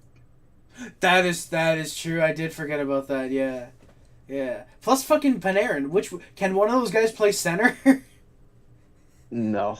Damn it! Because I was gonna say you could totally have a legit Chicago line. Yeah. Damn it. I don't think there's really anyone else that there could be like a shock team in for DeBrincat, but Yeah, like it's like, oh, here, and then oh, hey, he's going to Washington. Like, that's another one I've seen mocked, which was. Is it actually? Yeah, I've seen like first and then one of McMichael or Lapierre. I'm surprised there's been nothing about Kuznetsov in there. Oh, we do not need centers. That's the last. Yeah. That and left defenseman is what we don't need. Yeah, no. The reports came out today for, I don't know how true they are, but the report is Tom Wilson possibly an Ottawa Senator. I did don't see know. that. I did see you posted that in the server before we came up here. Don't really know if I like Tom Wilson as a physical guy to play with Kachuk, but Yeah. I think Washington will ask way too much because I think he'd be Yes. he's going to realistically he should maybe be on the third line. I don't know. I saw a third line out there, and then also he's due a new contract at the end of the year, and power forward contracts do not age well. Kaufman and Lucic. Plus, also, you're paying for a contract in Ottawa, which is always going to be more unless you're someone that got drafted by us. Yes, or someone that just for some reason loves playing in Ottawa. Reddick Bonk. Oh, I was thinking Claude. Oh yeah, Claude Lemieux did love playing in Giroux. Claude Lemieux. Well, yeah, Lemieux. Yeah, Giroux. Giroux, yeah, obviously, yeah. Is he from Ottawa or no? He's from Quebec, is he not? He's from Hearst, but he played junior in Gatineau. Oh, okay, so he's kind of both, basic kind of, if you will. He's Canadian regardless. Yeah. It still fucking pains me that we passed on Claude Giroux and fucking picked David Fisher. I think it was who we picked. Yeah. This is a Habs channel, so I will let you get back to the Habs talk, and I might sit in here if there's anything, my opinions, but I will get off the sends because you're probably dying right now. No, I'm perfectly fine. I'm actually happy hearing about like other fans other than the Canadian. There is actually trade talk in the chat with Habs Absolutely Hockey. I don't know if you wanna talk about that for a minute, but Dubois to LA. Yeah, it's look. Sorry. I like the Habs. I like the idea of him going to the Habs, even as a Sens fan. I think it's cool that he's playing for the Habs at the same time. It's not cool that you had to throw like a couple temper tantrums to get there, but yeah, kinda. Yeah, I get that. Winnipeg won't take old guys for a young guy. Well, Habs, that's what buying is. You were buying a young guy, but that's the thing is Winnipeg will not rebuild. They would want to stay competitive. So them trading Dubois. Trying to retool. Exactly. So I think they'd be like. Plus, like Habs, it's not even like, oh, they're taking only old guys. No, we're giving them in this hypothetical trade a first, a future second, probably 2024, for example. Jan Mysak, who's a 21-year-old center, we're giving them a D prospect, and we're giving them one or two roster players. That's plenty for a 26-year-old 60, 70 point scorer who won't sign with them. That is plenty. So, yeah. Like, in terms of what Winnipeg is trying to do, it's not it's not good value for the Habs. They shouldn't do it. But like, No. I think like the perfect scenario for Winnipeg would be, I'd say Dubois for Doc, but I don't think Montreal does that. I No, think if Doc, Montreal Suzuki, does and Caulfield are the 3 non-starters. I think it came out a couple months ago. That's what they wanted to start a trade, and Montreal was a non-starter for them. yeah, I don't blame you. Yeah. I think he'll probably end up going to LA for what I heard, the Velarde I follow, and then I heard someone say he's not involved, and I heard someone say he is involved. Would not shock me, but I don't expect it. But like, I think there's a possibility that Byfield could go. If LA was smart, they would deal him to Winnipeg. Yeah, because his value's high still. Because with acquiring Dubois, you're not going to need a center. You got Kopitar, Deneau. Exactly. Like, and even if Dubois Kopitar's now. 36, Deneau is still like in his prime. And then that can be your 1-2, and then Kopitar Yeah, third and then line eventually. another one also leaning on Buff territory, but like Alex Turcotte could do something, hopefully. Yeah, that would be nice. It would be nice to stop saying, "Oh, Turcotte, he's the next Mikhail Bodker," and say, "He's not Mikhail Bodker." The one Sens thing I will legend, say by with the way. LA, though, is that even with a Dubois trade, I don't think they're going to be that good. Like, I think if they don't play Edmonton, I think they can make it out of the second round, but like right now they have $9 million in cap space, and they're gonna trade out about, 3 of it. let me see, they're trading for, I think they're trading $4 million, so that gives them $13 million. Well, technically, it would give him like $5 million if you give Dubois 8.5. So that's $5 million for a starting goaltender. I mean, UC Saros is $5 million. Are they trading? Oh yeah, wasn't that the rumor that they were giving like 3 first-round picks and futures for Saros? I don't know. I don't know how. Everyone's talking about Saros, but I don't actually know if he's even on the block. But I think I think there's totally gonna be a new goalie in LA. I don't think Hellebuck, because I think Hellebuck is going to cost way too much. Yeah, Like, and yeah. For example, he's asking 9.5. I'm not doing that. Hellebuck? He wants 8 by 9.5. And how old is he? I think he's 20. If he is 28, that could maybe work for the He's first 30. like 6. Oh, motherfucker is 30? He's 30 and he's asking for an 8. $2 million. Maybe I'll do that. Bad. Yeah, no. Like it's still bad, but like it's more manageable. Like technically, even then, like 9.5 will not be a lot because by then the salary cap is going to be like 110 million probably. So it's very doable. It's just right now that's not a good cap I think hit. for the goalie problem for LA, I think you can go after Saros, but you're going to give up Saros. I think you have to ruin your future for a guy like that. Yeah, I think he's not that expensive. You could go after I think his trade price would be expensive, but his contract isn't too bad. You could go for Carter Hart. But Yeah, I was gonna mention him. Yeah, I could see Carter Hart. Like the rumors on him have died down a lot. He's one guy I wouldn't be surprised if he does get moved at the draft. Oh yeah, me too. I think the rumors were really hot for the one day because they said, the same day Provorov got dealt, so they probably thought Philly was just doing everything. I think Yeah. They cooled down and said there's just interest. Yeah, like okay, there's interest. We'll discuss about this. We'll probably move him at the draft. Is probably what went down. They probably just let it be known, like, hey, Carter Hart's available, and then that got leaked with the Provorov deal. I'd expect him to. I think he might be a day 2. I don't think it's only going to be a second, but I could see him being dealt on the second day. Yeah, like he's like a second-round pick, third-round pick, a future first-round pick, stuff like that. Yeah, he'll cost the first for sure. Yeah. Like, yeah. I think if Philly can't get a top 15 pick for him, they'll wait until day 2 to move him, is what I think will happen. Yeah. Which is funny because they already have number 7. So, honestly, I was gonna say Buffalo, but no, Buffalo does not need goaltending. Unless they want to flip Ukko-Pekka Luukkonen for some reason. Let me look at some. It would pain me to say this, and I also don't really know if it would work. Mm-hmm. How much do you think Ilya Samsonov's going to make? Because you could make the case that Toronto goes after him because he'll be cheaper than Samsonov. Oh, God. I don't know about Samsonov. Because he was pretty good as their starter. It depends on what... If they qualify him and just leave him out there as a restricted free agent and then trade his rights, they could definitely go for Hart. If they leave him out there for an offer sheet... I don't know. If they don't qualify him, then yeah, I feel like that 100% means there has to be a trade in place with a goaltender.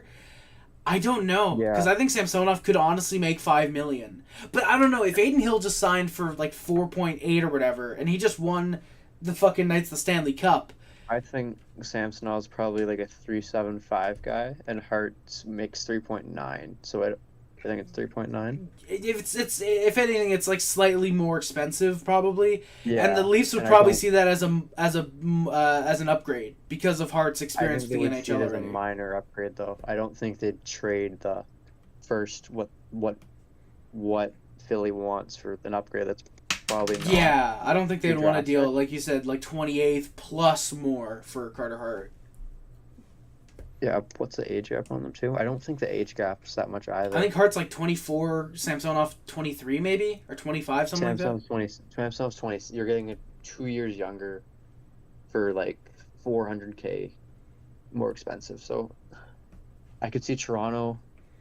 I could see Ottawa. I don't know. I think the other thing with Carter Hart though, looking back on it, I don't think he's gonna get dealt to the draft because he's a part of the World Junior team. I don't think he'll get moved until the names are out.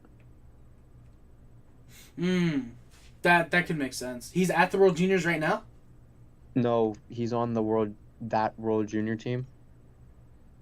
Oh, You know what I'm talking okay. Yeah. So I don't think you can trade him. Alex Formetten. If anyone doesn't know, just the Alex Formetten World Junior team. Yeah, that guy's gone. That guy's gonna go live in Switzerland now.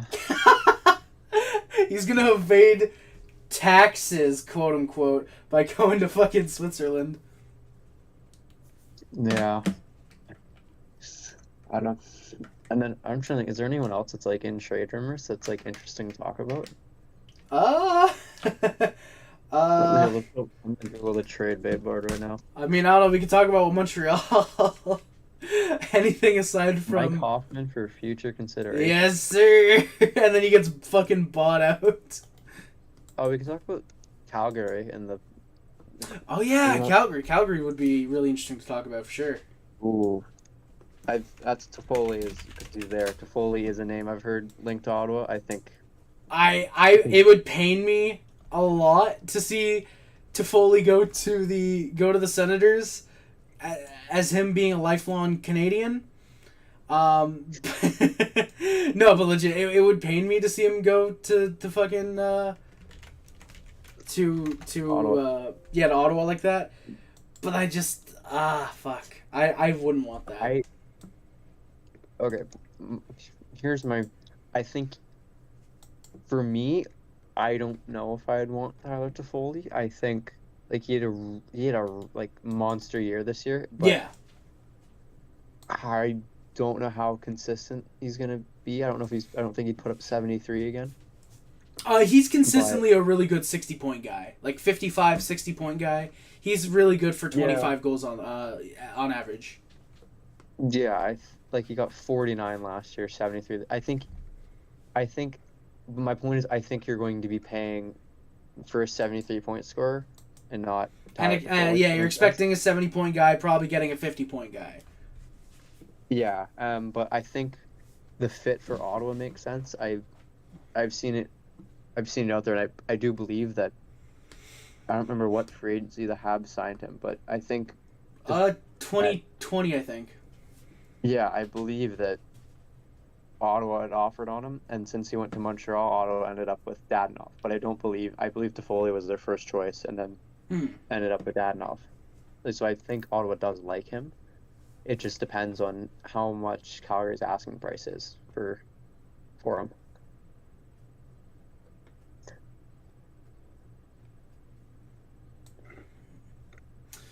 I mean, yeah, I think with like the asking price, it would probably be a first round pick just because of that season he just had. So like, it would definitely be a big risk. It'd be a first plus. Yeah, probably a first, maybe a third, and a minor prospect, I would think, or a first and a good prospect. I was thinking, like, from a Sens point of view, I'd think, like, first, I know Stopchuk or a Boucher, and then maybe a Matthew Joseph or, like, a roster player that's not going to be, like, super good. Evgeny Dodonov. Absolutely. You're gonna reacquire him just to deal him to Calgary. Nah, and we're not going to check with his NPC. Okay, Vegas. No, that was our fault, I'm pretty sure. I don't Well, know was it? All the more you shouldn't have said that because now I got another excuse to make fun of Ottawa on stream eventually. Yeah, I'm trying to think anyone else for the other guys in Calgary. I think Hannafin might go to Buffalo, might go to Toronto, one of those two. I think Buffalo would be more likely. They need a top 4D, especially if they pick Axel Sandin Pellico. They're going to need a guy who can come in for a couple of years until Axel is ready. Yeah, we're relating this back to the draft. Who would have thought? But yeah, they could also, let's say, like if this happened, example for what I would say, if they trade for Brett Pesce, I don't know if they go Sandin Pellico though. That is true. Plus, also who they draft could be insistent on a trade taking place after the draft. So, say if Buffalo does get Noah Hannafin, they might go with a forward or say trade down. So, or of course, could end up trading the pick. Who's to say that won't happen? And then Elias Lindholm is a big question mark for me because I have no idea about that one. I'll be honest. I don't think he gets traded. You think he'll resign? No, I don't think he resigns. I think he just leaves. I don't think he gets signed. I don't think anyone signs him. No, I don't think he gets dealt. I don't know why. I don't see it because I think he's either going to want to sign or they're not. And if they don't get a contract done by a certain time, I think they're just going to trade him because they're not going to let what happened to Gaudreau happen to him. They're going to get something. Yeah. Definitely. I just don't know who's a trade partner. I don't know either. Like, going back to Carolina, no, that wouldn't work because he really sucked when he was in Carolina. Actually, let me look. I might have something. I don't know. If I'm being honest, like, if it's on the cheap, I could maybe see Chicago taking advantage. Cheap, though. Like, I don't think it'd be... Yeah, true. Actually, yeah, I think I got a team that has prospects and might be willing to compete based on their recent moves. Columbus would be really good. I think if you can work a deal with Chinnikov in there, I think Lindholm could work. Columbus for a few reasons. Number one, you get your Swedish 1-2 of Carlson, Lindholm. Oh God, I forgot about that. And then number two, Columbus has Gaudreau, and they have chemistry. Yes. And then Columbus also actually has prospects compared to some of the other teams that would want to trade for him. Yeah. Columbus actually has prospects they can move. Chinnikov, one of them. Chinnikov, Corson Kuhlmans, maybe. Yeah, I forgot about Kuhlmans. I forgot about him. I mean, I wouldn't trade him. I think he'll be pretty good, but their left side is pretty... let me see. Oh, it's just Provorov. Never mind. Actually... Oh, no, it's Provorov and Werenski and Jake Bean. So, like, Calgary might ask for a Matejchuk, and I think don't think they'd want to, but I think it'd be possible. Maybe. Depends how much they value Lindholm, I think. Which, I mean, if you can get him to re-sign, for example, if it's like a sign and immediately like, hey, do you want to sign, say, a 3-4 year extension, I think then for sure... I don't think it'll be 3 or 4. I think the comparable I heard was Horvat. Oh, really? Yeah, I heard. Oh, God. Like, I think that could work out well for the first group of years, but... Like, paying that type of money for a guy who had one 40-goal season so far? I think it will work out better than the actual Horvat deal. I think that's... might be wrong. Yeah, probably. I mean, because it depends. Because, like, obviously with the Islanders, his offense is being suppressed, obviously. But with But even with Columbus, like, they can be a very defensive team. I think it would fully depend on if their coach lets that top line be. If this would happen, especially if it's this year, he'd be playing under Mike Babcock. Oh God. Yeah. Yeah, maybe Columbus isn't a good fit then. Yeah. All those fucking flip-de-doo puck things he's gonna be sitting on the fourth line 5 games into the year.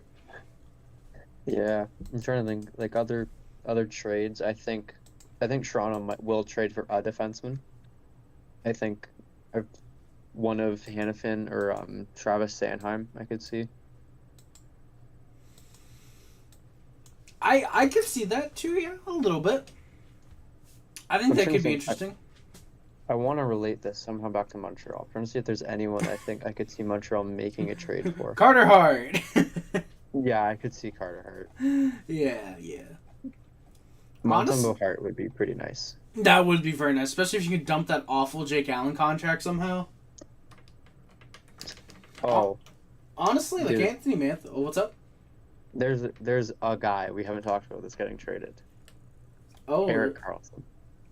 Oh, no, I don't want Erik Karlsson. Oh, not for you. I just saw. Of course, for the Senators. I was looking at it. Oh, I would love it. I was looking at a trade bait board, and Erik Karlsson. Listen, does it make once again referencing the cesspool that is Sen's Twitter? Does it make sense? No. Not Will it at all. screw us over with cap? Yes. Do we want Erik Karlsson back? Yes. Absolutely. It makes zero sense. If you trade for Karlsson, you have to trade Chabot. So it doesn't make any sense. No. I mean, who's to say? Who's to say you can't just trade Eric Brandstrom? Yeah, but money. Who's to say you can't just trade Claude Giroux? Well, I'm not trading Claude. Claude was sick. If you're trading a big contract, you'd probably trade Chabot, and it doesn't make sense.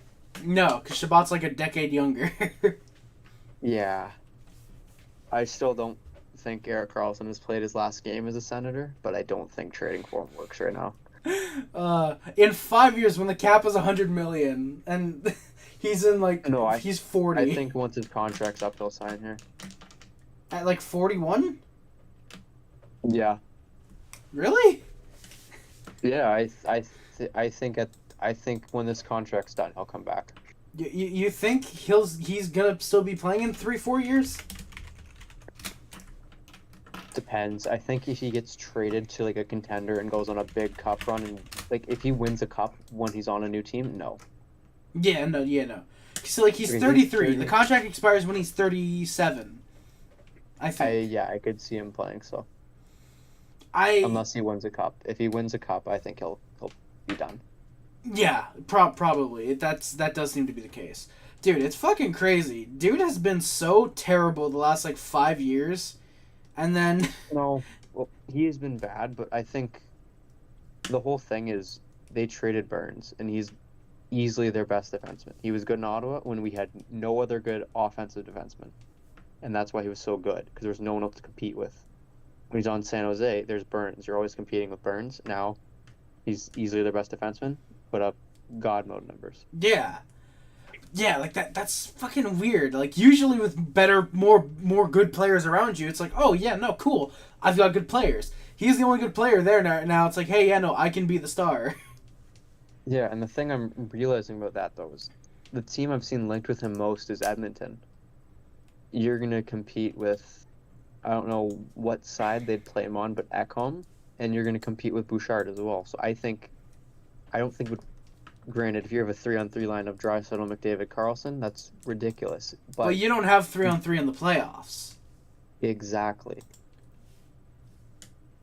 So, yeah, it should be. I think the other thing I heard from 32 Thoughts, I'm saying that a lot, but I'm hearing a lot of people just say there's gonna be a lot of trades because a lot of people think the free agent market sucks, so there's gonna be a lot more trading because this free agency crop is not good. Yeah, not really. It's Patrick Kane, Vlad Tarasenko are the two big names, and even then they're second liners. I think the biggest name, based on how much money they're gonna get, is probably Barbashev. Yeah, Based true. Yeah, on- Barbashev. Yeah, based off name Bar- value though, it's definitely Kane and Tarasenko. Name value, it's Kane and Tarasenko, but Yeah. like I think Barbashev will get a lot if Boston doesn't sign him based on what they did today. I think Bertuzzi will get a lot But is that technically a free agent signing or is that just a re-signing? if Boston doesn't re-sign him. I think Bertuzzi will get a lot. Okay, yeah, okay. I see what you mean now. Domi, I I think Yeah. Domi's just gonna re-sign in Chicago. yeah, me too. Like he I'd like to for see some that. reason I like seems that to a enjoy lot. Chicago, but like, Yeah. but I mean, then Well, he again, likes any chance you get to well, play he with Connor likes- Bedard, I like, think it's just he likes playing for like a really big hockey market. yes, like Dallas is Like, not a giant market. Like it seemed like he enjoyed Dallas enough, but he definitely loves being like he definitely loves having a lot of attention on him. I think. Yeah, because he was meh in Kingston. He came over to London. He was really good. Yeah, got drafted by Arizona, kind of blew chunks. Came to Montreal, played good for like a season. Went to Yeah. Columbus, didn't do good. Chicago, somehow did pretty good, and then just Yeah, I'm trying to. So who else is this free agent? Bunting. Yeah. Bunting. I think hurt his value by playing this year. I have no idea where he's gonna go. Is he even gonna go? I don't think Toronto's gonna keep him. I think he's gone. That is one weird thing. Like, who the fuck does sign? Maybe Chicago? Does Chicago try and go, not necessarily all out, but do they try and sign guys to help Bedard in his Okay. first season? I think they're gonna sign Tarasenko. That'd be fucking weird. That would be so would look weird. Lose Kane would and just look weird. gain Tarasenko. Oh, God. Yeah. If Oh, they're no. gonna spend money in free agency, the class isn't great. I think they should go after defense because their defense is rough.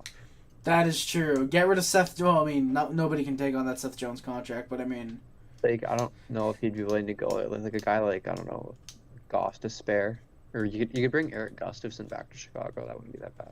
I think Gustafson definitely liked being in Chicago. I think Gustafson would take a 1-2 year deal to be in Chicago, especially get they to play need a with lefty. Bedard maybe. Like, Yeah, they just need a lefty because Jones, he's not worth the money you're paying him, but he's a top 4 defenseman. I have no idea who they have on the left side. does anyone? Does Chicago even know who they have on the left side? Probably not. Oh, I mean, actually another big name is O'Reilly for free agency. A lot of people think O'Reilly's resigning with Toronto, and I kind of see that. He would have to take a big pay cut though. You have to take a really big pay cut. Yeah, because he could probably Yeah, get they have 6-7 9 million. Okay, they have 9 mil and they have to re-sign. Samsonov, Samsonov. O'Reilly, Bunting. They're not signing Bunting. I think they're gonna keep Shen. Well, I mean, Shen's not going to cost much, like 1.5, maybe 2 mil. Probably, I'd say 2.5. Yeah, okay, I could see that. Yeah. If he takes a lease discount, I think he'll cost less. But I think the value is about 2.5. maybe. Yes, yeah, that's probably the value of Luke Shen. But I also don't think they'll sign O'Reilly because, like I said, unless he takes a massive discount, they're trying to do all their extensions now too. They're trying to do Nylander and they're trying to do Matthews. Yeah, I feel like that's weirdly enough like their biggest concern, not like drafting or trading, is just re-signing Matthews and Nylander. Yeah, that'll be interesting. Like I honestly wonder if Matthews is not signed by the start of the season, does that all but confirm he's going to Arizona? Honestly, I think Matthews I think Matthews not signing long is less of a tell than if Nylander doesn't sign long term. Like, if Nylander's not signed by the season, I think you got a bit of an issue. I think Matthews, I think you still have some time. Really, you think Nylander would walk if he's not signed by the start of the season? I don't think he'll walk. I think the Leafs would consider a trade. I think they should consider a trade right now. Not necessarily for Nylander, but I think if you can dump that Tavares contract at the very least, like you have to consider that. No, I don't think so. Like even if a team wanted it, I don't know how much Nylander makes. What, like Nylander makes 6, right? something like that. 7.8. I Nylander think. makes 6.9 and Tavares makes 11. You cannot trade that much cap to one team. No, that's true. Actually, I still can't fucking believe Tavares got 11 million. Holy shit. Yeah, I think it's almost done though. I think it's done the year after this season.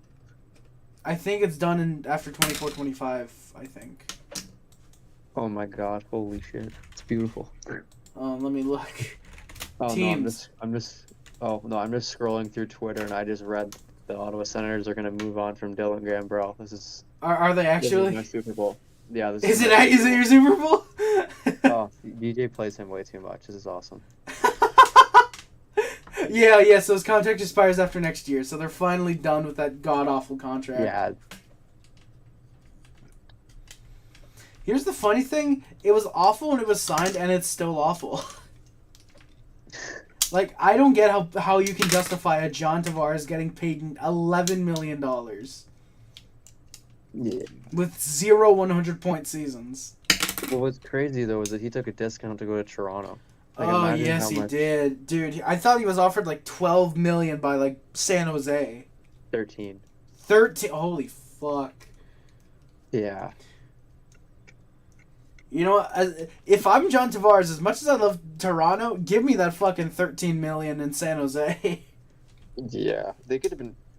I mean, if you just think about it, that would have affected the Sens because they wouldn't have traded for Carlson. Actually, I think. I mean, they still maybe traded could for- have. Yeah, I I think think he. Carlson might have happened first as well. July 1st. Wait, no, that's the wrong thing. Yeah, so obviously July 1st, 2019. Eric Carlson, cap friendly, because it'll tell me his trades. Oh, yeah. Carlson got traded September 13th, 2018. Yep, so he was traded in almost the full season before. Yeah. So like, Carlson making 11.5 and Tavares making 13 is terrible. Mm. Yeah. By the way, big shout out to the Senators going from getting fleeced to fleecing to getting fleeced again, all in that Eric Carlson trade. No, I think it's even now. I don't know. The amount of assets that you got 2 seconds, which, who the fuck is Jameson Rees? Like, He's not on the Sens. We traded up for Sogard, and our actual pick was Carolina. Oh, that might. Okay, well okay. Who the fuck is Jameson Rees? True.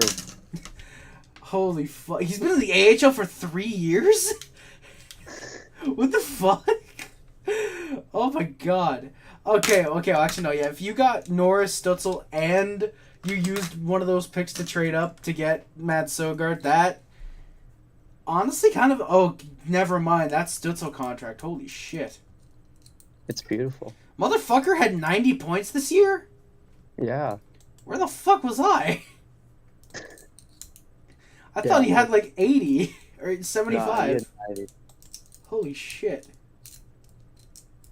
Damn. Yeah. Well, you know what? That's a very fun trade for you guys. Yeah. Plus, one of the seconds was a stop truck. It could turn into something. I think he could. I think he'll be a Yeah. half decent I also bottom sixer. clicked on Eric Carlson's cap friendly. They signed that June 17th, so that his contract was signed when they offered Tavares that money. That is amazing. Yeah. That is just beautiful. 13 million. That was probably an 8-year deal too. Yeah, it's painful. At Zach Parise and at Ryan Suter.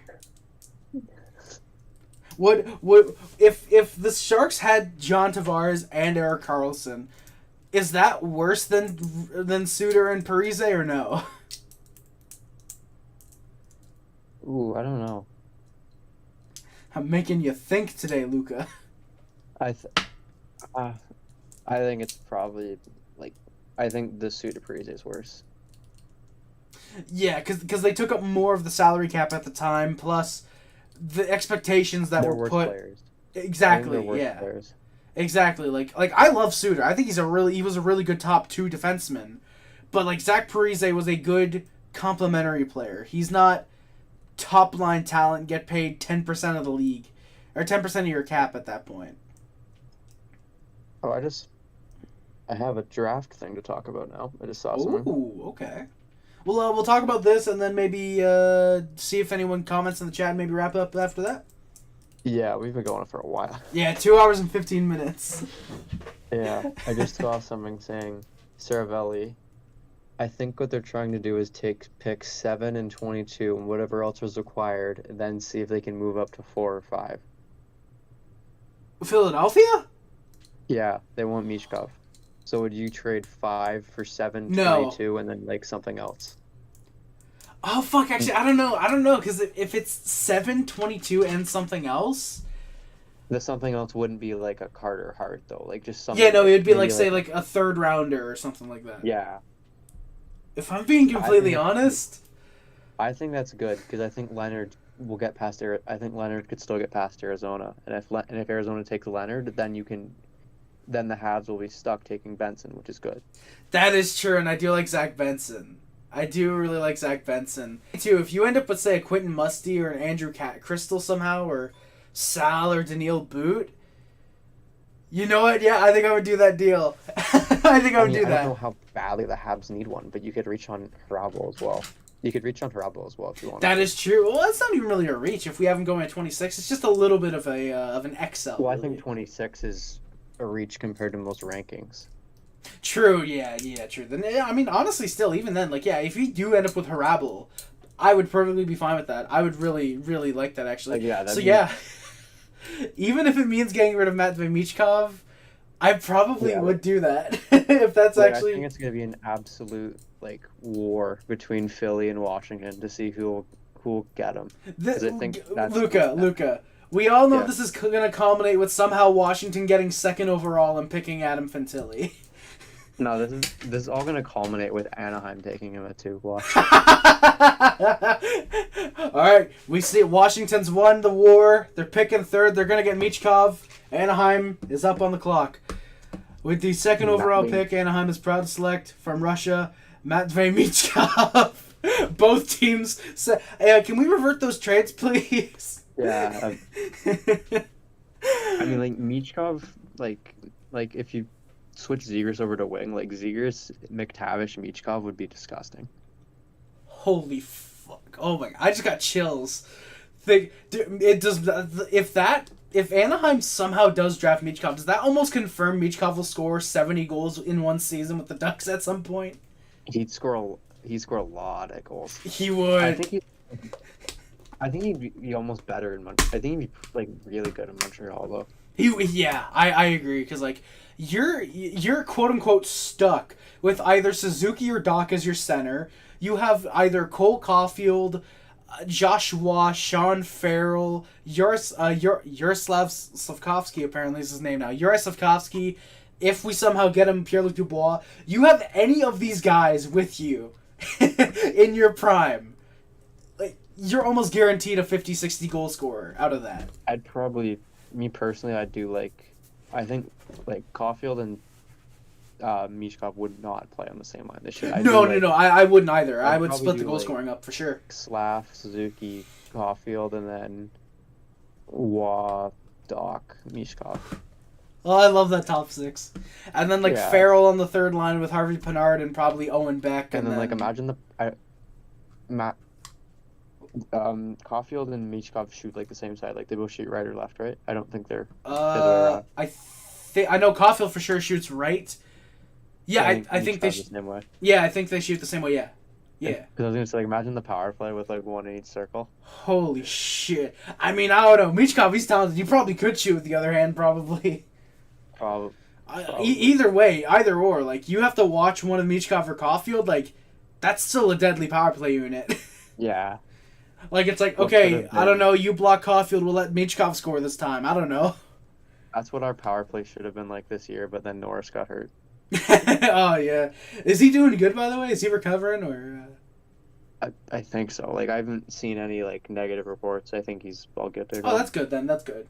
Yeah. Hearing nothing is somehow better than hearing bad news. Like, the only injury I'm actually worried about is Forsberg, because, like, his injury was terrible. Oh, shit, yeah, I remember. I don't remember what it was, but I do remember hearing that was pretty bad, yeah. I think he tore, like, What is it? Yeah, he tore both MCLs. Both of the holy fuck. Yeah. Yeah, Yeah, both that's knees. holy shit. Oh, okay, yeah. If it's not the knees, that's not good. Definitely not. Yeah, because so like that's also why we need a goalie because he cannot Yeah. be our starter. I mean, I don't know. I don't think you need a goal. Oh, okay. Well, right now you do, but like you got Matt Sogard. I think you just wait on him. That dude is gonna be your starter easily. I love Matt Sogard. Yeah, I agree, but I think he's not ready yet. Like Yeah, definitely. Like, if we had yeah. if we had the cap, I'd go for someone like a Freddie Anderson on like a 2-year. I think that could work. I think that'd be perfect because Sogard's from Denmark. He's from Denmark. Like, It's because he used to be a Leaf, but it would work. can you imagine we had a Battle Ontario, Frederick Anderson in it for Ottawa? Oh, Oh, That'd be awesome. that would be fun. No, and then Toronto goes out and for some reason gets Cam Talbot, ugh. or they somehow get fucking Craig Anderson. Oh no, they got fuck, Matt he's Murray retired. still. They got Oh Matt my Murray god, they still. do. I didn't even think of that. You know what? I want that. I am willing to embrace the memedom yet again because I haven't done that enough already. But now the big question I actually want to ask you, Luca, before we start to sign off. The big question, the free agent. I'm surprised nobody's talking about. Where is Paul Byron going? Ooh, that is a good one. I can hear that suppressed laughter. Paul Byron. Oh my god. Honestly, like, here's what we need. We need Paul Byron. We need Paul Byron to go to the Swiss Alps and have like a speed line with Alex Formenton. Oh my fucking god. Who did Paul Byron rape? Why is he going to the Swiss Alps? No comment. No comment. We already know Formenton did it, allegedly. As of right now, I have to say allegedly, unfortunately. Well, technically, fortunately, because if it comes out he didn't do it, that's good, because it means he didn't do it, but like... Yeah. But like, why else would he go over to fucking Switzerland? Why would the Sens not sign him? Exactly. They had to know something. Yeah. Fucking hell. Oh shit. All right, thank you. I think that might be the best possible place to end this. That might be a sign to cut this off. Yeah, I think it might be before we get too out there. Luca, thank you so much for coming by, talking about the draft, talking about the Senators for a while, talking some trades. I appreciate it. I had a wonderful time. Me too. I'm happy to hear. I hope the viewers did. We currently have 0, so that's definitely a good indicator.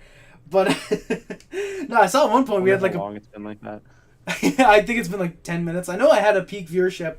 We had a peak viewership at one point of like 10 people watching, so that's actually not terrible. I'll see how many viewers are on the stream later. But not a terrible stream, honestly. We should do this again next year. I don't know if you're available to come on during the draft at all, but if you want, I could try. yeah, because We could also maybe do like a free agency thing.